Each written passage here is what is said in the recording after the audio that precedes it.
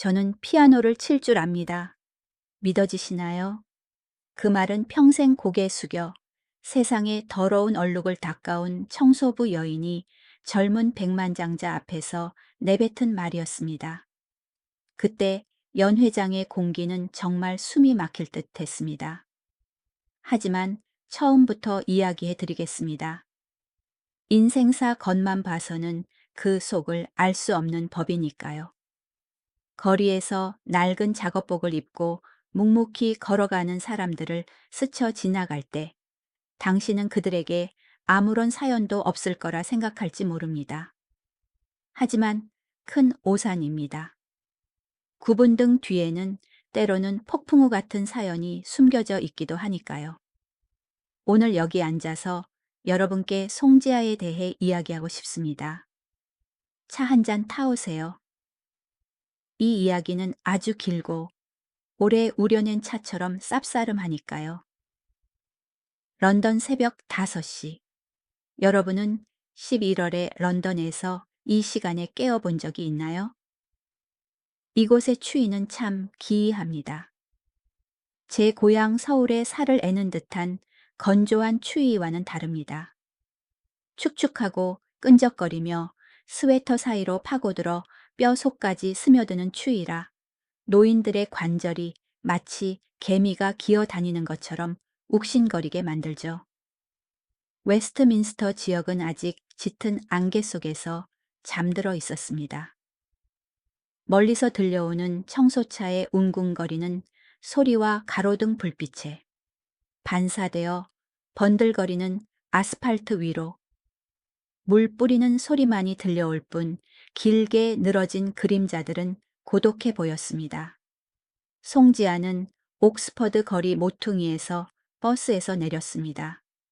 솔직히 말해서 길에서 마주쳤다면 2번 다시 뒤돌아보지 않을 그런 여성이었습니다. 왜소하고 마른 체구 5번의 겨울을 나며 솜의 끝이 닳아버린 낡은 검은 코트 속에 파묻힌 모습. 그녀는 몸을 떨며 옷깃을 한껏 추어 올려 버스에서 남은 온기를 조금이라도 붙잡으려 했습니다. 내뱉은 숨결은 하얀 입김이 되어 허공으로 빠르게 흩어졌습니다. 지아는 한참을 더 걸었습니다. 고개를 숙인 채로요. 아시나요? 그것은 삶의 무게를 견디는데 익숙해진 사람들의 습관입니다. 햇빛이 눈부셔서 하늘을 올려다보지 못하는 것일까요? 아니면 평생 닿을 수 없는 사치를 보게 될까 두려워서일까요? 저도 잘 모르겠습니다. 그저 그녀가 차가운 보도블록 위에서 발걸음을 세며 걷고 있었다는 것만 알 뿐입니다. 5분 후 The Royal Sovereign, The Royal Sovereign 호텔 건물이 나타났습니다. 12층 높이의 웅장한 건물, 하얀 대리석으로 마감된 벽면 새벽 안개 속에서도 거만하게 빛나는 금색 호텔 간판. 그곳은 완전히 다른 세상이었습니다. 그 안에는 사치와 비싼 향수 냄새, 그리고 그녀의 한 달 월급과 맞먹는 와인 한 잔이 있었습니다. 그곳에서 잠든 손님들은 포근한 매트리스 위에서 아름다운 꿈을 꾸고 있었죠. 하지만 지아는 정문으로 들어가지 않았습니다. 회전문과 거대한 크리스털 샹들리에는 그녀 같은 사람들을 위한 것이 아니었으니까요. 그녀는 건물 옆쪽의 좁고 습한 통로 직원 전용 출입구로 조용히 향했습니다. 지하실로 바로 이어지는 철제 계단은 언제나 미끄럽고 곰팡이 냄새가 났습니다. 그곳이 경계선이었습니다. 위쪽은 천국, 아래쪽은 어두운 지하 세계였죠. 탈의실은 표백제 냄새와 어제 근무에서 미처 빠지지 않은 묵은 땀 냄새로 진동했습니다. 먼저 도착한 동료들의 웃음소리가 들려왔지만 피곤하고 뚝뚝 끊어지는 소리였습니다. 뚱뚱한 라틴계 여성 마리아가 꽉 끼는 유니폼 단추를 채우다 지아가 들어오는 것을 보고 졸린 목소리로 고개를 끄덕였습니다.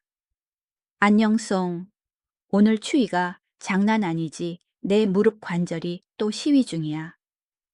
지아는 그저 옅은 미소를 지으며 고개를 끄덕였습니다. 그녀는 말수가 적었습니다. 어쩌면 말을 줄일수록 문제가 덜 생긴다는 것을 삶이 가르쳐 주었는지도 모릅니다. 말을 많이 할수록 사람들은 더 꼬투리를 잡고 짓밟을 약점을 찾아내니까요. 그녀는 104번 사물함을 열었습니다. 페인트가 벗겨진 철제 사물함에 낡은 코트를 넣고 헐렁한 회색 유니폼으로 갈아입었습니다. 이 옷은 누가 입든 투명 인간으로 만들어버리는 옷이었습니다. 직원증을 가슴에 달고 그녀는 사물함 문 안쪽에 깨진 거울 속 자신을 보며 깊은 숨을 들이쉬었습니다. 52세. 머리카락은 희끗희끗해졌고 눈가에는 깊은 주름이 패여 있었습니다. 그리고 그 손이라니. 매일 독한 세제와 다하 거칠고 텄으며 손가락 마디마디에는 굳은 살이 박여 있었습니다. 그녀는 두 손을 비비며 온기를 만들려 애썼습니다. 또 하루가 시작되었습니다. 이 화려한 성 안에서 보이지 않는 그림자로 살아가는 또 다른 하루가요. 오전 8시가 넘었습니다. 호텔이 진짜로 깨어나기 시작했습니다. 가장 바쁜 시간입니다. 체크아웃하는 손님들, 아침 식사를 하러 가는 손님들, 다림질 잘된 양복을 입고 쉴 새 없이 전화하며 수십억 단위의 숫자를 읊조리는 사업가들이 분주하게 오갔습니다. 지아는 3층에 있었습니다. 방금 동쪽 구역 객실 청소를 마쳤습니다. 수건과 침대 시트, 온갖 세제통이 실린 카트를 밀며 그녀의 등은 약간 굽어 있었습니다. 날이 추워질 때마다 도지는 무릎 통증이 걸음마다 욱신거렸습니다. 하지만 멈출 수 없었습니다. 이곳에서 멈춤은 곧 게으름을 의미했으니까요. 엘리베이터로 이어지는 복도로 꺾으려던 찰나 빅토리아가 나타났습니다. 빅토리아에 대해 말하자면 어디서나 이런 유형의 사람을 본 적이 있을 겁니다. 30대 중반의 객실 관리자, 높게 올린 머리에 언제나 짙은 화장을 하고 향수를 진하게 뿌리지만 눈빛은 면도날처럼 날카로운 사람. 그녀는 항상 결제 서류처를 들고 다니며 마치 자신이 2층의 여왕이라도 되는 양 걸어 다녔습니다. 상사에게는 꿀처럼 달콤했지만 부하 직원들, 특히 지하 같은 나이든 이민자들에게는 눈엣 가시처럼 굴었죠. 송 3층 다 끝났어. 빅토리아의 목소리가 울렸습니다. 크지 않았지만 귀를 찌를 듯 날카로워 사람을 깜짝 놀라게 만들기에 충분했습니다. 지아는 급히 카트를 멈추고 벽에 바짝 붙어 고개를 숙였습니다. 네, 매니저님. 다 끝났습니다. 빅토리아는 시계를 힐끔 보더니 의심스러운 눈초리로 지아를 바라보았습니다. 마치 유니폼의 얼룩이라도 찾으려는 듯 머리부터 발끝까지 훑어보았습니다. 내가 다시 확인해 보겠어. 저번엔 305호 손님이 욕실 거울에 물자국이 있다고 불평했어. 여기 규칙 알지? 로열 소버리는 실수를 용납하지 않아. 또 불평 들어오면 각오해. 퇴직금도 없을 줄 알아. 그 말투. 비아냥과 경멸로 가득 차 있었습니다. 단순한 업무 지시가 아니라 자존감을 짓밟는 말이었습니다. 지아는 카트 손잡이를 꽉 잡았습니다. 손가락 마디가 하얗게 질렸지만 고개를 더 숙일 뿐이었습니다. 죄송합니다. 더 주의하겠습니다. 지아의 말이 끝나기도 전에 빅토리아는 획 돌아서 가버렸습니다. 또각또각 구두 굽소리가 권위적으로 복도 바닥을 때렸습니다. 지아는 한숨을 내쉬었습니다. 늙었고 타국에서 온갖 수모를 겪으며 자존심도 많이 달았지만 이런 순간에는 여전히 가슴이 욱신거렸습니다. 쓰라렸습니다. 내가 누구였는데 이제는 존중받는 눈빛조차 사치가 되어버렸습니다. 그녀는 엘리베이터 쪽으로 카트를 밀었습니다. 띵 하는 부드러운 소리와 함께 엘리베이터 문이 열렸습니다. 지아는 카트를 밀어 넣으려다 멈칫했습니다. 누군가 걸어 나오고 있었습니다. 젊은 남자였습니다. 세빌로에서 맞춘 듯한 바느질 하나하나에서 고급스러움이 묻어나는 검은색 정장을 입고 있었습니다. 훤칠한 키에 잘생긴 얼굴이었지만 어딘가 우수에 찬 깊은 사연을 담은 듯한 깊은 눈동자를 가졌습니다. 이준호, 그룹 회장의 외아들이자 이 거대한 호텔의 상속자, 그리고 현재 경영 부사장이었습니다. 지아는 당황했습니다. 미천한 고용인의 반사신경으로 그녀는 무거운 카트를 급히 옆으로 끌어당겨 벽에 몸을 밀착시키고 길을 터주었습니다. 고개는 푹 숙인 채 감히 똑바로 쳐다보지도 못했습니다. 행여나 발에 걸리적거릴까 두려웠습니다. 아, 죄송합니다. 중저음의 따뜻한 목소리가 들렸습니다. 지아는 놀라서 고개를 들었습니다. 그 청년이었습니다. 그가 멈춰 서서 그녀를 보고 그리고 고개 숙여 인사를 하고 있다니. 아시다시피 이 호텔에서 지하 같은 청소부는 움직이는 벽과 같습니다. 사람들은 지나가고 명령하고 더러운 수건을 바닥에 던져 주우라고 하지만 그녀를 인격체로 봐주는 경우는 드뭅니다. 하물며 저렇게 높은 위치에 있는 사람이 엘리베이터 문 앞에서 마주쳤다는 이유로 먼저 사과를 하다니요. 아니, 아닙니다. 죄송합니다, 부사장님. 먼저 가십시오. 지아는 더듬거렸습니다. 그녀의 영어 발음에는 여전히 한국 억양이 강하게 남아 있었고 손은 떨리며 카트를 꽉 붙잡고 있었습니다. 준호는 앞에 있는 여성을 잠시 바라보았습니다. 그의 눈빛에는 서두르거나 불쾌한 기색이 없었습니다. 그는 카트를 꽉 쥐고 있는 메마른 손가락을 보고 주름진 그녀의 고단한 얼굴을 훑어보았습니다. 순간 그의 눈동자가 흔들렸습니다. 무언가 아주 묘한 느낌. 그는 어색한 공기를 녹일 만큼 선한 미소를 지었습니다. 조심하세요. 바닥이 미끄럽습니다. 그리고는 걸어갔습니다. 지아는 붉은 카펫이 깔린 복도 끝으로 사라지는 그의 넓은 등을 멍하니 바라보았습니다. 1층으로 내려가는 엘리베이터 안에서 그녀는 그 얼굴을 계속 떠올렸습니다. 짙은 동양적인 이목구비 깊고 검은 눈동자. 왜 심장이 한 박자 더 빠르게 뛰는 걸까요? 이곳에서 일한 지 5년 만에 처음으로 그런 작은 배려에 마음이 조금 따뜻해지는 것을 느꼈습니다. 런던의 냉기 속에서 조심하세요 라는 말 한마디는 금처럼 귀했습니다. 하지만 인생은 언제나 평온하게 두지 않습니다. 따스한 빛을 보면 곧바로 먹구름이 몰려오는 법이죠. 오전 10시 지아는 메인 로비의 대리석 바닥을 닦는 업무를 맡았습니다. 이곳은 호텔의 얼굴이자 손님들이 끊임없이 드나드는 곳이라 거울처럼 반짝이게 닦아야 했습니다. 지아는 한쪽 무릎을 꿇고 전용 세제를 푼 물통에 대걸레를 빨아 물기를 짠 뒤 대리석 한 칸 한 칸을 닦았습니다. 마치 자기 집 바닥을 닦듯 꼼꼼하고 정성스럽게 일했습니다. 프런트 데스크 근처에서 등을 돌리고 바닥을 닦고 있는데 어디선가 급한 발소리가 들려왔습니다. 콰당. 모든 일이 순식간에 일어났습니다.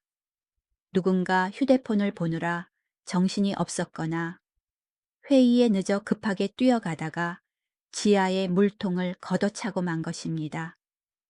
어머나, 지아는 비명을 질렀습니다. 물통이 뒤집어졌습니다. 뿌연 비눗물이 매끄러운 대리석 바닥으로 쏟아져 나와 기름처럼 빠르게 퍼져나갔습니다.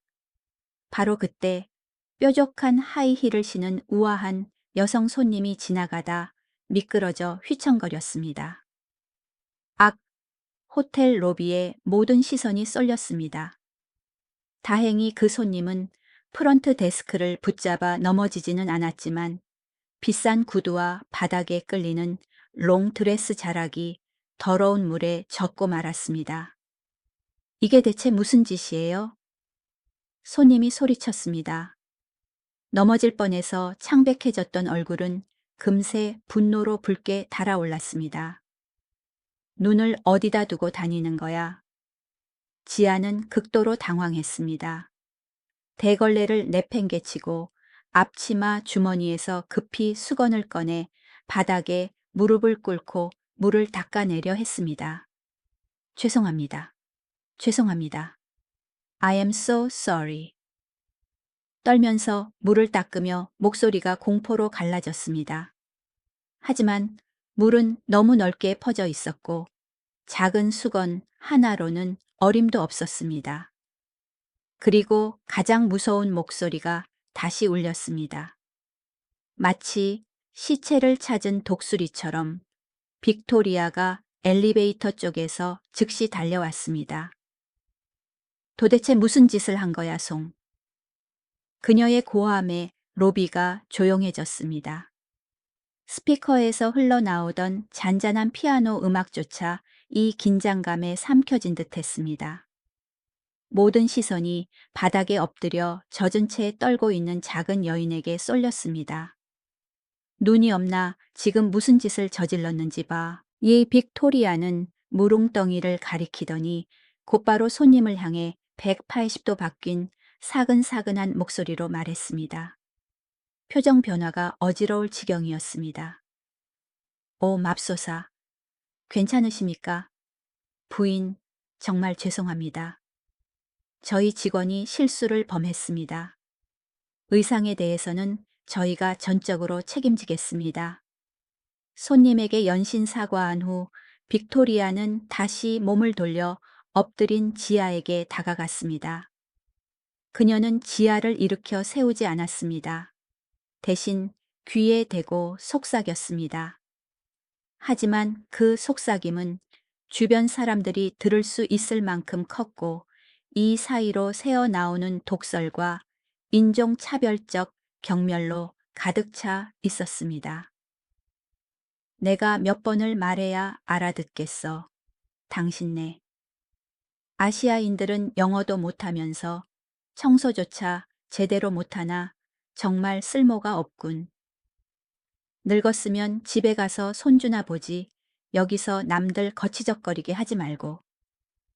지아의 얼굴이 누군가에게 뺨을 맞은 듯 화끈거렸습니다. 목구멍이 뜨겁게 메어왔습니다.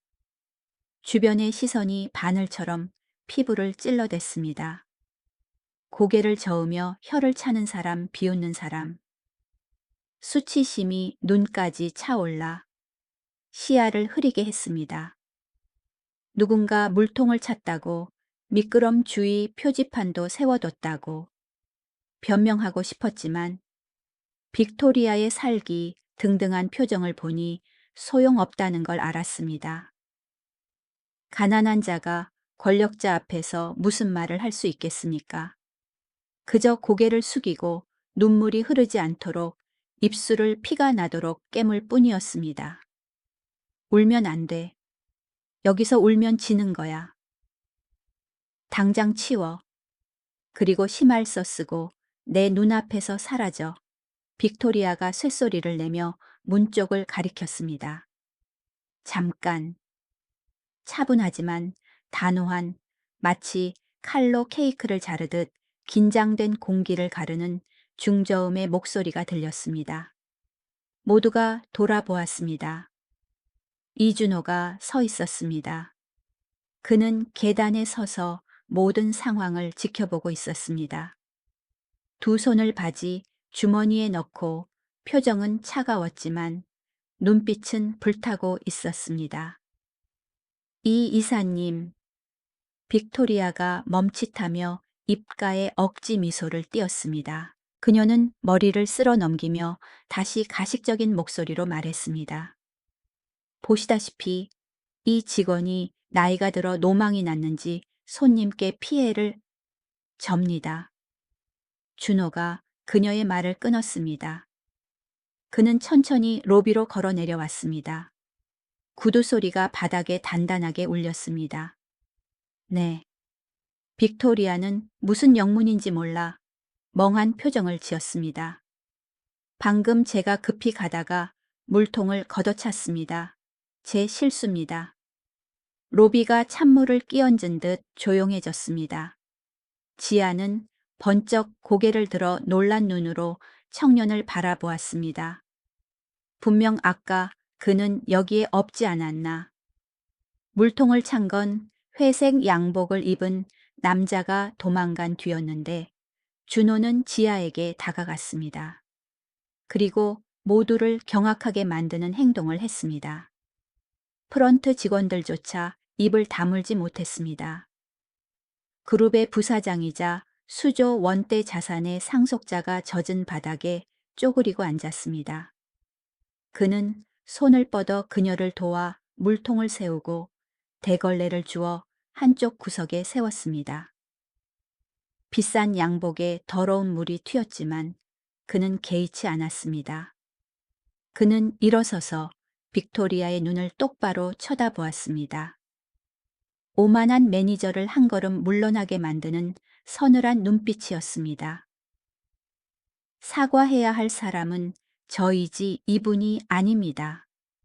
그리고 빅토리아 매니저 직원의 출신과 나이를 모욕하는 게 로열 소버린 호텔의 문화는 아닐 텐데요. 손님은 왕이라지만 직원도 사람입니다. 노예가 아닙니다. 빅토리아의 얼굴이 붉어졌다가 창백해지고 다시 파랗게 질렸습니다. 그녀는 손발을 떨며 더듬거렸습니다. 저는 그런 뜻이 아니라. 부사장님, 저는 단지 기준을 확실히 하려고. 됐습니다. 당신의 근무 태도에 대한 경위서를 오늘 오후 5시까지 제 사무실로 보내세요. 준호는 단호하게 말했습니다. 그리고 손님에게 돌아가 정중히 고개를 숙였습니다. 진정한 신사의 품격이었습니다. 부인, 저의 부주의로 불편을 드려 정말 죄송합니다. 사과의 의미로 최고급 샴페인을 룸으로 보내드리겠습니다. 의상 세탁비나 변상은 호텔에서 전액 부담하겠습니다. 부사장이 직접 나서서 사과하고 후하게 보상하겠다고 하자 손님은 금세 화가 풀려 미소를 지었습니다. 오, 이 부사장님이시라면 괜찮아요. 별일 아닌데요, 뭐. 그녀는 손을 내저으며 엘리베이터로 향했고 지아에게는 눈길 한 번 주지 않았습니다. 빅토리아는 멍하니 서서 창피함에 서류철을 하얗게 질리도록 꽉 쥐었습니다. 그녀는 지아를 잡아먹을 듯 노려보다가 준호에게 기어들어가는 목소리로 사과하고는 도망치듯 자리를 떴습니다. 로비는 다시 평소의 리듬을 되찾았습니다. 음악이 다시 흐르기 시작했습니다. 지아는 여전히 무릎을 꿇은 채 흠뻑 젖은 수건을 들고 몸을 떨고 있었습니다. 어떻게 해야 할지 몰랐습니다. 일어나야 하나, 계속 꿇고 있어야 하나, 고맙다고 해야 하나, 미안하다고 해야 하나. 준호가 다시 그녀를 바라보았습니다. 아까의 차가운 눈빛은 사라지고 형용할 수 없는 따뜻함이 담겨 있었습니다. 그는 그녀 앞에 손을 내밀었습니다. 비싼 스위스 시계를 찬 길고 깨끗한 손이었습니다. 일어나세요. 바닥이 찹니다. 지아는 그 손을 보고 자신의 더러운 물이 묻은 손을 보았습니다. 감히 잡을 수가 없었습니다. 그녀는 스스로 바닥을 짚고 힘들게 일어섰습니다. 무릎에서 뚝 소리가 났습니다. 그녀는 떨고 있었고 그제야 감격에 겨운 눈물이 터져 나왔습니다. 서러움이 아닌 고마움 때문이었습니다. 그녀는 소매로 급히 눈물을 닦으며 허리를 90도로 굽혔습니다. Thank you. 감사합니다. 정말 감사합니다. 저 같은 사람 때문에 이러지 않으셔도 되는데. 준호는 슬프지만 따뜻한 미소를 지었습니다. 아니에요. 일 보세요. 하지만 넘어지지 않게 조심하세요. 그리고 그는 뒤를 돌아 인파 속으로 사라졌습니다. 지아는 그 뒷모습을 멍하니 바라보았습니다. 가슴 속에서 묘한 감정이 차올랐습니다. 보호받는 느낌, 존중받는 느낌, 아주 오랫동안 잊고 지냈던 감정이었습니다. 그리고 무엇보다 알 수 없는 그 친숙함. 왜 이 청년을 어디선가 만난 적이 있는 것 같을까요? 전생이었을까요? 그날 밤, 저녁 8시. 호텔은 다음 주에 있을 중대한 행사를 준비하느라 분주했습니다. 창립 100주년 기념식, 10년 내 가장 큰 행사로 정재계의 거물들이 모이는 자리였습니다. 1층 연회장이 대청소를 위해 개방되었습니다. 지아는 카트를 밀고 들어갔습니다. 19세기에 조각된 정교한 부조가, 장식된 높은 천장텅, 빈 거대한 공간. 샹들리에는 아직 다 켜지지 않았고 벽등에서 나오는 은은한 황금빛, 조명만이 몽환적이고 신비로운 분위기를 자아내며 고요함을 지키고 있었습니다. 바깥의 소음과는 완벽히 차단된 곳이었습니다. 무대 중앙 높은 나무 단상 위에는 윤기 흐르는 검은색 그랜드 스테인웨이 피아노가 놓여 있었습니다. 마치 왕좌에 앉은 왕처럼 고고하고 외롭게. 덮개가 열려 있어 팽팽한 현들이 기다리고 있는 것이 보였습니다. 지아는 일을 시작했습니다. 대리석 바닥을 닦고 붉은 벨벳 의자 다리를 하나하나 닦았습니다. 하지만 그녀의 눈은 자꾸만 무대 쪽을 향했습니다. 그 피아노. 마력이 있었습니다. 자석처럼 그녀의 시선을 끌어당겼습니다. 바닥 청소를 마치자 주위엔 아무도 없었습니다. 지아는 무대로 올라갔습니다. 피아노 먼지만 닦자고 스스로에게 되뇌었습니다. 그게 내 일이니까. 그녀는 전용 융털 수건을 꺼내 피아노 덮개와 다리를 조심스럽게 닦았습니다. 나무와 금속으로 된 물건이 아니라 갓난아기의 살결을 만지듯 소중하고 조심스러운 손길이었습니다. 그러다 멈칫했습니다. 건반 덮개가 열려 있었습니다. 희고 검은 건반들이 가지런히 놓여 희미한 빛을 반사하고 있었습니다. 88개의 건반, 흑백의 우주, 지아의 심장이 뛰었습니다. 쿵, 쿵. 앙상한 가슴 속에서 심장 소리가 울렸습니다. 얼마나 지났을까요? 29년 아니면 30년 모든 것을 버리고 고향을 떠나고 위대한 피아니스트가 되겠다는 꿈마저 버린 채 아물지 않는 상처를 안고 이 낯선 나라로 도망쳐온 날로부터 주변은 쥐 죽은 듯 조용했습니다. 심장 소리와 자신의 거친 숨소리만 들릴 뿐 최면에 걸린 듯 지아는 수건을 피아노 위에 내려놓았습니다. 천천히 의자로 다가갔습니다. 앉았습니다. 소름 끼칠 정도로 익숙한 감각이 밀려왔습니다. 의자의 높이 건반까지의 거리. 몸이 자동으로 자세를 잡았습니다. 등은 펴지고 어깨는 힘이 빠졌으며 발은 페달 위에 가볍게 얹혔습니다. 더 이상 굽실거리는 고단한 청소부의 모습이 아니었습니다. 예술가의 자태였습니다. 자신의 왕좌에 앉은 여왕의 모습이었습니다. 그녀는 두 손을 들어 올렸습니다.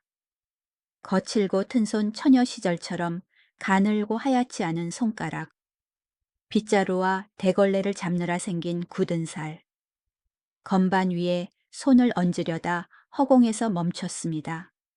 손이 심하게 떨렸습니다. 기억이 봇물 터지듯 밀려왔습니다. 그 옛날 서울 대극장에서 쏟아지던 박수갈채, 눈부신 조명, 화려한 꽃다발. 그러다 그 이미지는 순식간에 꺼지고 천둥 번개 소리 억수같이 쏟아지는 빗소리가 들려왔습니다. 갓난아기의 울음소리, 차가운 빗속에서 찢어질 듯 울어대던 그 소리. 엄마가 미안해, 미안해, 아가. 지아는 눈을 질끈 감았습니다. 고통스러웠습니다. 천천히 손을 내렸습니다. 누를 수 없었습니다. 두려웠습니다. 음악이 마음속 깊이 잠든 괴물을 깨울까봐, 건반을 누르면 산산이 조각나 버릴까봐. 자격이 없었습니다. 아이를 버린 엄마 도망자 따위가 이 신성한 음악의 성력에 손을 댈 자격은 없었습니다. 피아노 칠 줄 아세요? 등 뒤, 무대 바로 아래쪽에서 들려온 목소리에 지아는 쏘스라치게 놀랐습니다. 용수철처럼 튀어올랐고 얼굴은 핏기 하나 없이 하얗게 질렸습니다. 수건이 바닥에 떨어졌습니다. 이준호. 또 그였습니다. 그는 무대 아래 기둥에 기대어 두 손을 주머니에 넣고 호기심과 흥미가 뒤섞인 표정으로 그녀를 올려다보고 있었습니다. 어둠 속에서 그의 눈이 반짝였습니다. 아, 죄송합니다. 부사장님, 죄송합니다. 지아는 허둥지둥 수건을 줍다가 의자를 넘어뜨릴 뻔했습니다. 그냥 피아노가 너무 예뻐서 고의가 아니었습니다. 당장 나가겠습니다. 죄송합니다. 얼굴이 수치심으로 붉게 달아올랐습니다. 청소부가 5성급 호텔 피아노 의자에 앉다니 기물무단 사용으로 당장 해고가 밀지도 모릅니다. 그녀는 고개를 푹 숙이고 질책을 기다렸습니다. 하지만 준호는 화내지 않았습니다. 그는 천천히 무대 계단을 올라왔습니다. 발소리가 부드러웠습니다. 거기 앉아 계셔도 괜찮아요. 피아노는 아무도 안 치면 아깝잖아요. 아닙니다. 제가 잘못했습니다. 지아는 뒷걸음질 치며 도망가려 했습니다. 준호는 피아노로 다가와 긴 손가락으로 검은 덮개를 쓸었습니다. 그리고 지아를 바라보았습니다.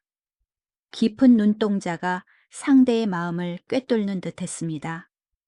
사실 거기 앉아 계신 모습이 참 잘 어울렸어요. 지아는 멍하니 그를 올려다 보았습니다. 제 말은 준호는 어색하게 웃으며 한국어로 말을 바꿨습니다. 약간 딱딱하지만 오랫동안 쓰지 않은 모국어의 따스함이 묻어나는 한국어였습니다. 앉아 계신 자세 말이에요. 손을 올리는 방식 등을 펴는 법. 마치 수천 번은 거기에 앉아 보신 것 같았어요. 그냥 흉내만 내는 사람 같지 않았거든요. 지아는 고개를 숙이고 구겨진 유니폼 자락을 만지작거렸습니다. 과찬이십니다. 저는 그저 늙은 청소부일 뿐이에요. 옛날에 어깨너머로 몇 개 배운 게 다입니다. 두 사람 사이에 침묵이 흘렀습니다. 회색 유니폼을 입고 걸레를 든 중년 여성과 고급 정장을 입고 수백만 달러짜리 피아노 옆에 선 젊은 청년. 런던의 차가운 공기 속에서 가슴 아플 만큼 대조적이지만 한편으론 시적인 그림이었습니다. 감사합니다. 아침 일은요. 지아가 침묵을 깨고 조그맣게 말했습니다. 부사장님이 아니었으면 전 쫓겨났을 거예요. 신경 쓰지 마세요. 준호가 손을 저었습니다. 전 약자를 괴롭히는 사람들을 싫어합니다. 그리고 진짜로 제가 물통 걷어찬 거 맞아요. 그가 장난스럽게 윙크했습니다. 지아는 풋 하고 웃음을 터뜨렸습니다. 긴 하루 끝에 처음 짓는 웃음이었습니다. 그 미소가 고단한 그녀의 얼굴을 잠시 환하게 비췄습니다. 그녀는 고개 숙여 인사하고 급히 청소 카트를 밀고 나갔습니다. 심장은 여전히 쿵쿵거렸지만 이제는 두려움 때문이 아니라 묘한 설렘 때문이었습니다. 문 앞에 다다랐을 때 그녀는 뒤를 돌아보았습니다. 준호가 피아노 의자에 앉아 있었습니다. 그가 건반 위에 손을 올렸습니다. 띵, 띵, 띵. 음이 울려 퍼졌습니다. 느릿하게, 단순하게, 슬프고 애절한 선율이었습니다. 지아는 문고리를 잡은 채 멈춰 섰습니다. 아는 곡이었습니다. 에릭 사티, 에릭 사티의 짐노페디 1번 김노페디의 너무의 일. 끝없는 고독과 음표 사이의 여백이 느껴지는 곡. 준호의 연주는 서툴렀고 중간중간 끊기기도 했으며 기교가 뛰어나진 않았지만 말로 표현할 수 없는 깊은 슬픔을 담고 있었습니다. 젊고 부유하며 모든 것을 가진 남자가 왜 이토록 슬픈 곡을 연주할까요? 왜 저 피아노 소리는 저토록 고독하게 들릴까요? 그리고 왜 저 소리가 낯설지 않고 기이할 정도로 익숙한 걸까요? 꿈속에서 혹은 무의식 속에서 들어본 것처럼. 지아는 마지막 음이 공간 속으로 사라질 때까지 문틈에 서서 들었습니다. 가슴이 조여왔습니다. 낯선 두 사람 사이에 보이지 않는 끈이 진동하고 있었습니다. 밤 9시 근무가 끝났습니다. 지아는 옷을 갈아입고 낡은 검은 코트를 걸쳤습니다. 호텔을 나와 버스 정류장으로 걸어갔습니다. 밤바람은 점점 차가워졌고 길에 굴러다니는 낡은 신문지를 날려보냈습니다. 캠든 타운, 캠든 타운. 으로 돌아가는 흔들리는 버스 안에서 그녀는 차가운 유리창에 머리를 기대고 별똥별처럼 스쳐 지나가는 가로등 불빛들을 바라보았습니다. 그녀의 새방은 낡은 벽돌 건물 3층에 있었습니다. 걸을 때마다 삐걱거리는 나무 계단이 있는 곳이었죠. 방은 아주 작아서 싱글 침대 하나, 미니 가스버너 흔들거리는 작은 테이블을 놓으면 꽉 찼습니다. 모든 것이 낡고 싸구려였지만 정돈되어 있었습니다. 벽에는 그림 하나 없이 낡은 달력 한 장만 걸려 있었습니다. 그녀는 어제 남은 김치찌개를 데워 식은 밥과 함께 급히 먹었습니다. 타향에서 혼자 사는 사람의 저녁은 늘 이렇게 조촐했습니다. 김치의 매운맛이 속을 데워주었지만 마음까지 드지는 못했습니다. 식사를 마치고 설거지를 한 뒤 물기를 닦고 침대 옆 협탁으로 갔습니다. 맨 아래 서랍을 열고 칠이 벗겨진 아주 작은 나무 상자를 꺼냈습니다. 안에는 색이 바랜 은목걸이가 들어 있었습니다. 90년대 서울 야시장에서 흔히 팔던 단순한 별 모양 펜던트의 싸구려 장신구였습니다. 그녀는 그것을 들고 창가로 가서 가로등 불빛에 비추어 보았습니다. 별 뒷면에는 세월에 흐릿해져 눈을 찡그려야만 보이는 작은 글씨가 새겨져 있었습니다. 573 SJA. 지아는 별을 가슴에 꽉 눌렀습니다. 눈을 감자 뜨거운 눈물 두 줄기가 뺨을 타고 흘러내렸습니다. 거의 30년이 지났건만 그 고통은 어제 일처럼 생생했습니다.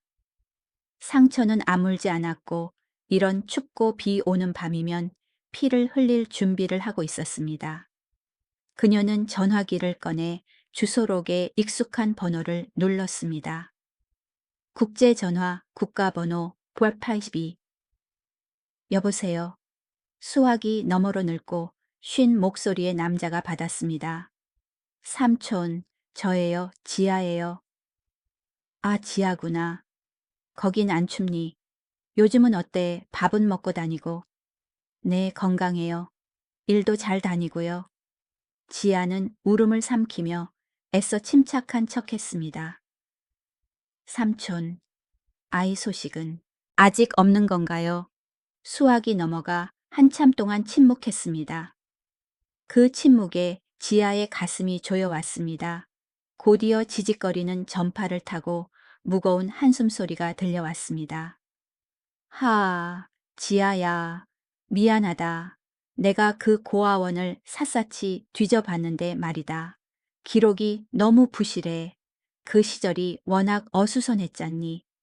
최근에 은퇴한 수녀님한테서 작은 단서를 하나 찾긴 했다만. 무슨 단서요? 말씀해 주세요, 삼촌. 지아가 흥분해서 전화기를 꽉 쥐었습니다. 아이를 입양해간 부부가 영국에 사는 한국계 상류층이라더구나. 아마 켄싱턴이나 첼시 쪽에 살 거라던데. 수녀님 말로는 아주 부자여서 고급 승용차를 타고 데리러 왔었대. 근데 실명은 법적으로 너무 철저하게 보호돼 있어서 알아낼 방법이 없네. 서류가 봉인되어 있어. 지아의 심장이 누군가에게 쥐어짜이는 듯했습니다. 또다시 막연한 단서뿐이었습니다. 상류층. 런던은 바다처럼 넓은데 모래알 같은 내가 어떻게 또 다른 모래알을 찾을 수 있을까요? 상류층, 런던. 그녀는 중얼거하며 멀리 불빛이 반짝이는 고층 빌딩들을 바라보았습니다. 지아, 야, 포기하지 마라. 살아있으면 희망은 있는 거야. 하늘이 네 모든 걸 뺏어가진 않을 거다. 조금만 더 버텨보자, 응. 네. 고마워요, 삼촌. 건강하세요. 전화를 끊고 지아는 침대에 멍하니 앉아 있었습니다. 어둠이 작은 방을 덮었습니다. 그녀는 굳은 살 박인 자신의 손을 내려다 보았습니다. 한때 건반 위를 날아다니며 환상적인 소리를 만들어내던 손, 이제는 걸레와 빗자루만 잡을 줄 아는 손. 아주 짧은 순간 그 작은 생명을 안았던 손. 그녀는 오후에 본 젊은 부사장 이준호의 얼굴을 떠올렸습니다. 그 눈빛, 그 미소. 왜 자꾸 보이지 않는 끈이 그쪽으로 당기는 느낌이 들까요? 왜 그 사람 가까이에 있으면 이상하게 마음이 평온해질까요? 아가, 어디 있는 거니? 엄마가 너무 보고 싶어. 지아는 허공에 대고 속삭였습니다. 런던의 밤은 길고 차가웠습니다. 그리고 우리의 이야기는 이제 막 시작되었을 뿐입니다. 시간의 먼지 아래 묻힌 비밀들을 쓸어버릴 거대한 폭풍이 조용히 몸집을 키우며 다가오고 있었습니다. 사람들은 말하죠. 동이 트기 직전이 가장 어둡다고.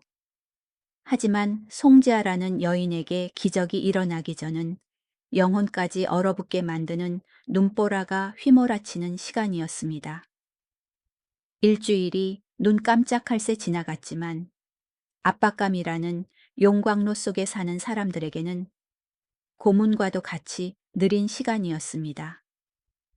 로열 소버린 호텔의 긴장감은 칼로 베어낼 수 있을 정도였습니다.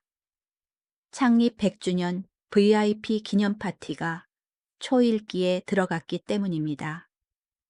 상상해 보세요. 보이지 않지만 짓누르는 압박감이 배 나온 사장부터 작은 청소부까지 모든 이의 어깨를 짓누르고 있었습니다. 벽에 먼지 하나, 식탁보에 얼룩 하나, 같은 작은 실수도 공든 탑을 무너뜨릴 수 있었으니까요. 호텔 로비는 개미집이 터진 것처럼 사람들로 붐볐습니다. 플로리스트들은 거대한 백합과 장미 다발을 들고 분주히 오갔고 꽃향기와 바닥 세정제 냄새가 섞여 바쁨 특유의 냄새를 만들어냈습니다. 조명 기술자들은 거대한 거미처럼 높은 비계에 올라가 샹들리에 크리스털을 하나하나 닦으며 가장 밝게 빛나도록 했고, 주방에서는 셰프들이 불호령을 내리며 소스 한 방울, 최고급 와규 한 조각까지 맛보고 있었습니다. 지아도 예외는 아니었습니다. 오히려 더 힘들었습니다.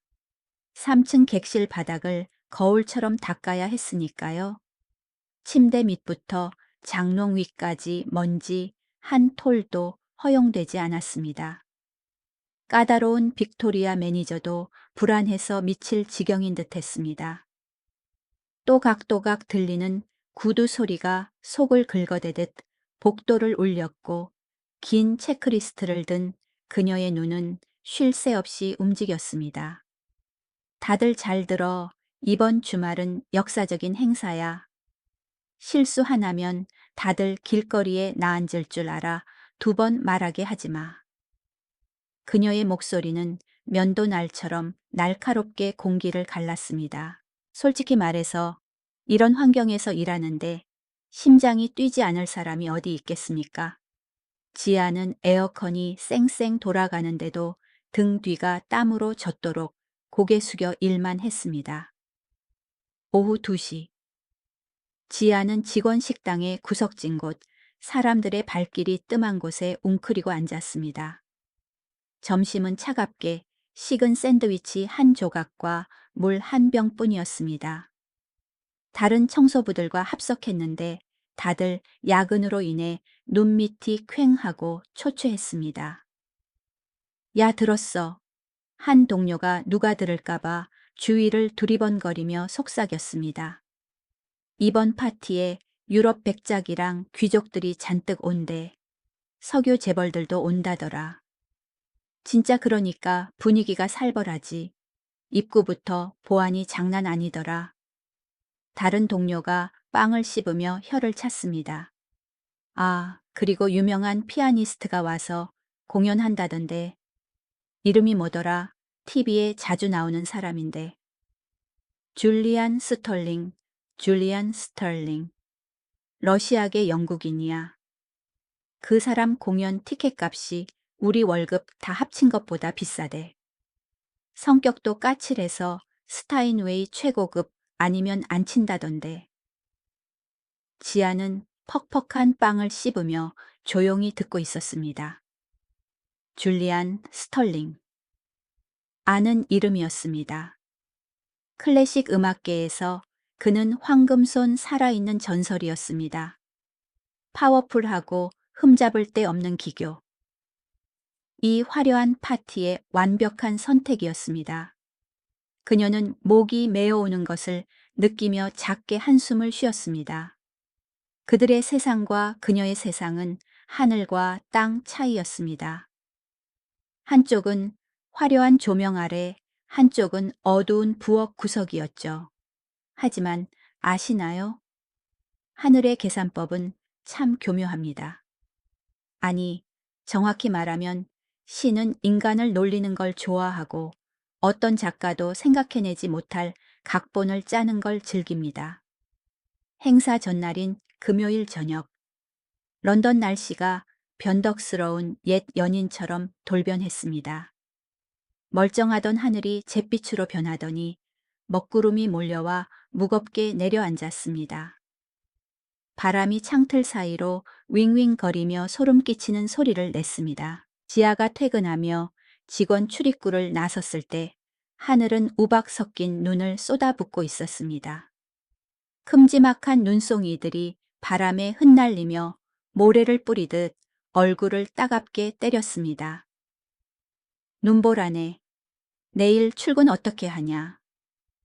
옆에 있던 동료가 옷깃을 여미며 걱정스럽게 몸을 떨었습니다. 방송에서 오늘 밤부터 내일 아침까지 대설이라던데. 조심해서 가, 송.